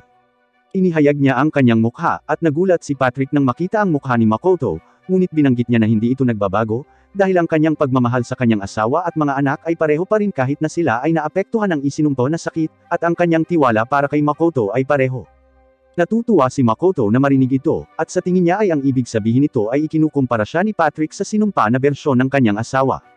Pagkatapos ay lumipat ang eksena kay Makoto na sinusubukang kumbansihin si Mio, at Tomo na dadalhin niya si Shaki sa Rustguard sa halip na sila, at sinubukan nilang gawin siyang muling isaalang-alang. Sinabi niya na naisip niya na natural na ang mundong ito ay hindi maintindihan dahil pinamamahalaan ito ng Diyosa, ngunit hindi na niya matatanggap ang paliwanag na iyon, at gusto niyang matuto ng higit patungkol sa mundong ito. Ito ang dahilan kung bakit gusto niyang pumunta sa akademya sa Rustguard, at humihingi siya ng paumanhin sa pag-iwan sa Demiplane at Seagate sa isang hindi kumpletong estado, ngunit kailangan niyang gawin ito. Pagkatapos ay ibinibigay niya sa kanila ang ilan sa kanyang mga alaala bilang regalo sa pamamaalam, at ibinigay niya kay Tomo ang mga alaala ng ilang mga diskarte sa espada, at binigay niya kay Mio ang mga alaala ng mga baril, at sa pamamagitan nito ay pinahintulutan nila si Makoto na umalis kasama si Shaki. Pagkatapos ay sinabi ni Mio na habang wala si Makoto ay pamamahalaan niya ang ilusyon na lungsod, at ang tindahan. Binanggit ni Tomo na maghahanap siya ng higit pang mga residente, at ang eksena ay lumipat kay Makoto na umalis sa Demiplane. Pumunta siya sa Seagate, at sinubukan niyang gumamit ng Magic Circle upang mag-teleport sa Rustguard, ngunit ang Diyosa ay namagitan sa kanyang teleportation, at ipinadala siya nito sa isang tigang na lupain. Doon, inatake ng isang babae si Makoto, at umiwas si Makoto, ngunit nagawa niyang putulin ang kanyang mga daliri. Iniisip ni Makoto na malakas ang babaeng ito, at samantala ipinaalam ni Shaki kay Mio, at Tomo na nawala si Makoto. Pagkatapos ay nagtataka si Makoto kung ano ang nangyayari, at sinabi ng babae na si Makoto ay mukhang isang demi-human, at iniisip niya kung siya ba talaga ang pinili ng Diyosa. Pagkarinig nito ay napagtanto ni Makoto na ito ang ginagawa ng Diyosa, at inatake siya ng babae. Umiwas si Makoto, at pinatigil niya ang pagdurugo sa kanyang kamay. Pagkatapos ay nagtataka si Makoto kung bakit nila siya inaatake, at sinabi ng babae na nagngangalang Sofia na sila ay pumanig sa mga demonyo sa digmaang ito. Nagtataka si Makoto kung ano ang ibig niyang sabihin, at pagkatapos gamitin ang kanyang kai sa nakapalibot na lugar ay nalaman niyang siya ay kasalukuyang nasa lugar ng digmaan kung saan nagaganap ang digmaan sa pagitan ng mga tao at mga demonyo. Sinabi ng batang kasama ni Sofia na kailangan nilang tapusin ng mabilis si Makoto, dahil pinipigilan niya ang pagsulong ng hukbo ng demonyo, at naisip ni Makoto na kailangan niyang umabala ng oras at espasyo bago niya mabuksan ang mist gate patungo sa demiplane, o sila ay pupunta para sundan siya doon. Pagkatapos ay gumamit si Makoto ng mga mabilis na breed ng apoy upang salakayin ang dalawang kaaway, ngunit pinagtagumpayan nilang harangan ang pag-atake gamit ang mga magic shield. Sinubukan ni Makoto na tumakas habang ang mga breed ay gumagawa ng pag-atake, sa pamamagitan ng pagtatago sa kanyang presensya, ngunit ang batang nagngangalang Mitsurugi ay humadlang sa kanyang pagtakas gamit ang kanyang mahika. Sinubukan ni Sofia na salakayin si Makoto, ngunit nagawa ni Makoto na hamarang sa oras, at nang makita ito ni Sofia ay naisip na ito ay dahil sa pagpapala ng Diyosa. Nagsusuot siya ng singsing upang ipawalang bisa ang pagpapala ni Makoto, ngunit binanggit ni Makoto na hindi niya natatanggap ang pagpapala ng Diyosa kailanman. Binanggit niya na hindi siya naglilingkod sa Diyosa, at naisip ni Mitsurugi na nagmamakaawa lamang siya para sa kanyang buhay, at pagkatapos ay nagpakilala sila, at nalaman ni Makoto na ang babae ay, si Sofia Bolga, ang pinakamataas na antas na adventurer na sumunod kina Mio at Tomo, at ang batang lalaki ay si Lancer, ang dragon na di umano'y pinatay niya. Ipinakilala din ni Makoto ang kanyang sarili, at sinabi niya na siya ay isang mangangalakal lamang. Iniisip ni Mitsurugi, at Sofia na nagsisinungaling si Makoto, at ipinagpatuloy nila ang kanilang labanan. Pagkatapos ay tinanggal ni Makoto ang kanyang mga singsing upang gamitin ang lahat ng kanyang mana, at ang kanyang paglabas ng mana ay lumilikha ng ulap ng usok. Pagkatapos ay madali niyang nadaig ang kanyang mga kaaway, at inatake niya si Mitsurugi gamit ang isang water arrow, at kahit na ang barrier ni Mitsurugi ay hindi mapigilan ang pag-atake. Sinubukan ni Sofia na atakihin siya gamit ang kanyang espada, ngunit ginamit ni Makoto ang Oochinai na ginawa ng mga dwarf para sa kanya para basagin ang kanyang espada, at pagkatapos ay hinawakan ni Sofia si Makoto. Ginagamit niya ang mga foothold na nilikha ni Mitsurugi para dalhin si Makoto sa hangin, at pinakawalan niya ito. Hindi makapaniwala si Makoto na nahuhulog na naman siya, at sa pagkakataong ito ay matinik ang landas pababa. Pagkatapos ay gumamit siya ng mga breed upang sirain ang mga metal na spike sa daan, at ang ilan sa mga breed ay tumama din sa mga hukbo sa lupa. Pagkatapos ay gumamit si Makoto ng water bow upang ilunsad ang kanyang mga Dropnir na singsing na puno ng mana sa lupa kasama ang kanyang Oochinai, at nagdulot ito ng malaking pagsabog. Parehong ang mga demonyo at hukbo ng tao ay dumaranas ng mga casualty dahil dito, at ito ay lumilikha ng isang lawa sa lugar ng digmaan. Nakikita natin na si Sofia at Mitsurugi ay halos hindi nabuhay pagkatapos ng pag-atake na ito, at iniisip nila na malamang napatay na si Makoto pagkatapos ng lahat ng ito. Sinabi ni Sofia na hahanapin niya siya at papatayin siya kung nabubuhay pa siya, at ang eksena ay napunta sa paggising ni Makoto sa kama kasama sina Mio at Tomo, at napansin niyang gumaling na ang kanyang mga sugat. Pagkatapos ay lumipat ang eksena kay Patrick na nalaman ang tungkol sa nangyari sa lugar ng digmaan, at binanggit niya na ang mga nakaligtas sa pag-atake ay nagsasabi na ang pagsabog ay sanhi ng ikatlong disipulo ng Diyosa. Isa itong salamangkero na nakasuot ng pula, at pagkatapos ay sinabi ni Makoto kina Tomo, Mio, at Shaki ang tungkol sa nangyari. Sinabi niya na si Sofia, at si Lancer ay napagkamalan bilang bahagi ng hukbo ng tao, at iniisip ni Shaki na tiyak na sinubukan ng Diyosa na pilitin si Makoto na labanan ang mga demonyo. Nagalit si Mio sa Diyosa nang narinig ito, at binanggit ni Makoto na siya ay pabaya at hindi handa. Iniisip niya na kailangan niyang dagdagan ang halaga ng mana, na magagamit niya kaagad, at sigurado siyang magbabago ang mga bagay, kapag natutunan niya ang mga pangunahing kaalaman sa mahika. Binanggit niya na pupunta siya sa akademya kasama si Shaki upang mag-aral, at sinabi ni Tomo na mas mabuti kung sasama rin sila sa kanya, dahil maaaring makagambalo muli ang Diyosa sa kanilang mga plano. Binanggit ni Makoto na nag-aalala rin siya sa Diyosa, at ito ang dahilan kung bakit nais niyang itago sa kanya sina Tomo at Mio, bilang kanyang trump card. Naiintindihan ng mga babae, at sumasang-ayon silang magsinungaling sa ngayon. Pagkatapos ay binanggit ni Tomo na gusto niyang ipakilala ang isang tao kay Makoto, at ipinakilala niya ang kanyang fragment sa kanya. Binanggit niya na ito ay ibang fragment kaysa sa huli, at ipinaliwanag niya na ang lahat ng kanyang mga fragment ay nagbabahagi ng kanyang mga pandama at kamalayan, ngunit lahat sila ay may iba't ibang personalidad. Binanggit ni Tomo na ginamit niya ang isa sa mga ginastos na singsing ni Makoto bilang core ng fragment na ito, at hindi siya matatapos tulad ng huli. Pinangalanan ni Makoto ang fragment na Komo, at sinabi ni Tomo na dahil si Komo ay produkto ng kanilang pinagsamang mana, para siyang anak nila. Pagkatapos ay tinawag ni Komo si Makoto, ama, at nagalit si Mio nang marinig ito, at muli niyang inaway si Tomo. Nakita natin na ang mga Forest Ogres ay sumali sa Demiplane, at nagsasagawa sila ng ilang pagsasanay sa pakikipaglaban kasama ang iba pang mga residente. Napansin ni Makoto na ang ilusyon na lungsod ay nagsisimula na rin sa isang mahusay na simula, at ang kanyang tindahan sa Sigay ay nagbukas din. Ang tindahan ay tumatanggap ng ilang mga pagpuna dahil sa kanyang demi-human na tauhan, ngunit pagkatapos makita ang mga kalakal na magagamit doon, at ang mga kasanayan ng mga dwarf, nagsimula itong makakuha ng katanyagan. Napansin ni Patrick na nagbukas si Makoto ng isang pangkalahatang tindahan, at iniisip niya na lahat ng ginagawa ni Makoto ay hindi inaasahan kasama na ang kanyang demi-human na staff. Pagkatapos ay binanggit ni Makoto na kalaunan ay nalaman niya na ang pagsabog ng mana na dulot niya noon ay pumatay ng maraming tao sa kapwa-tao, at sa panig ng demonyo, at sa oras na iyon ay hindi niya alam kung gaano kalakas ang mana ng isang tao kapag ang kanilang buhay ay nasa panganib. Hindi rin niya napansin ang presensya ng ibang mga tao mula sa kanyang mundo na kilala bilang mga bayani, ngunit hindi pa niya ito makikilala ng ilang sandali. Pagkatapos ay sinabi ni Makoto na maglalaan siya ng oras sa pag-aaral tungkol sa kanyang ina at ama, at inanyayahan siya ni Emma sa isang piging upang ipagdiwang ang pagbubukas ng kanyang tindahan. Ang mga residente ng Demiplane ay sama-samang nasisiyahan sa kapistahan, at iniisip ni Makoto na ang pamumuhay sa kakaibang mundong ito ay mas mahusay kaysa sa inaakala niya. Napansin niyang nag-aaway sina Mio, at Tomo, at binawi niya ang sinabi niya. Salamat sa panunood ng buong serye. Paki-like at i-share ang video kung nagustuhan mo, at siguraduhin pindutin ang subscribe button, at i-on ang notification bell para patuloy na makakuha ng mga bagong update sa recap ng anime.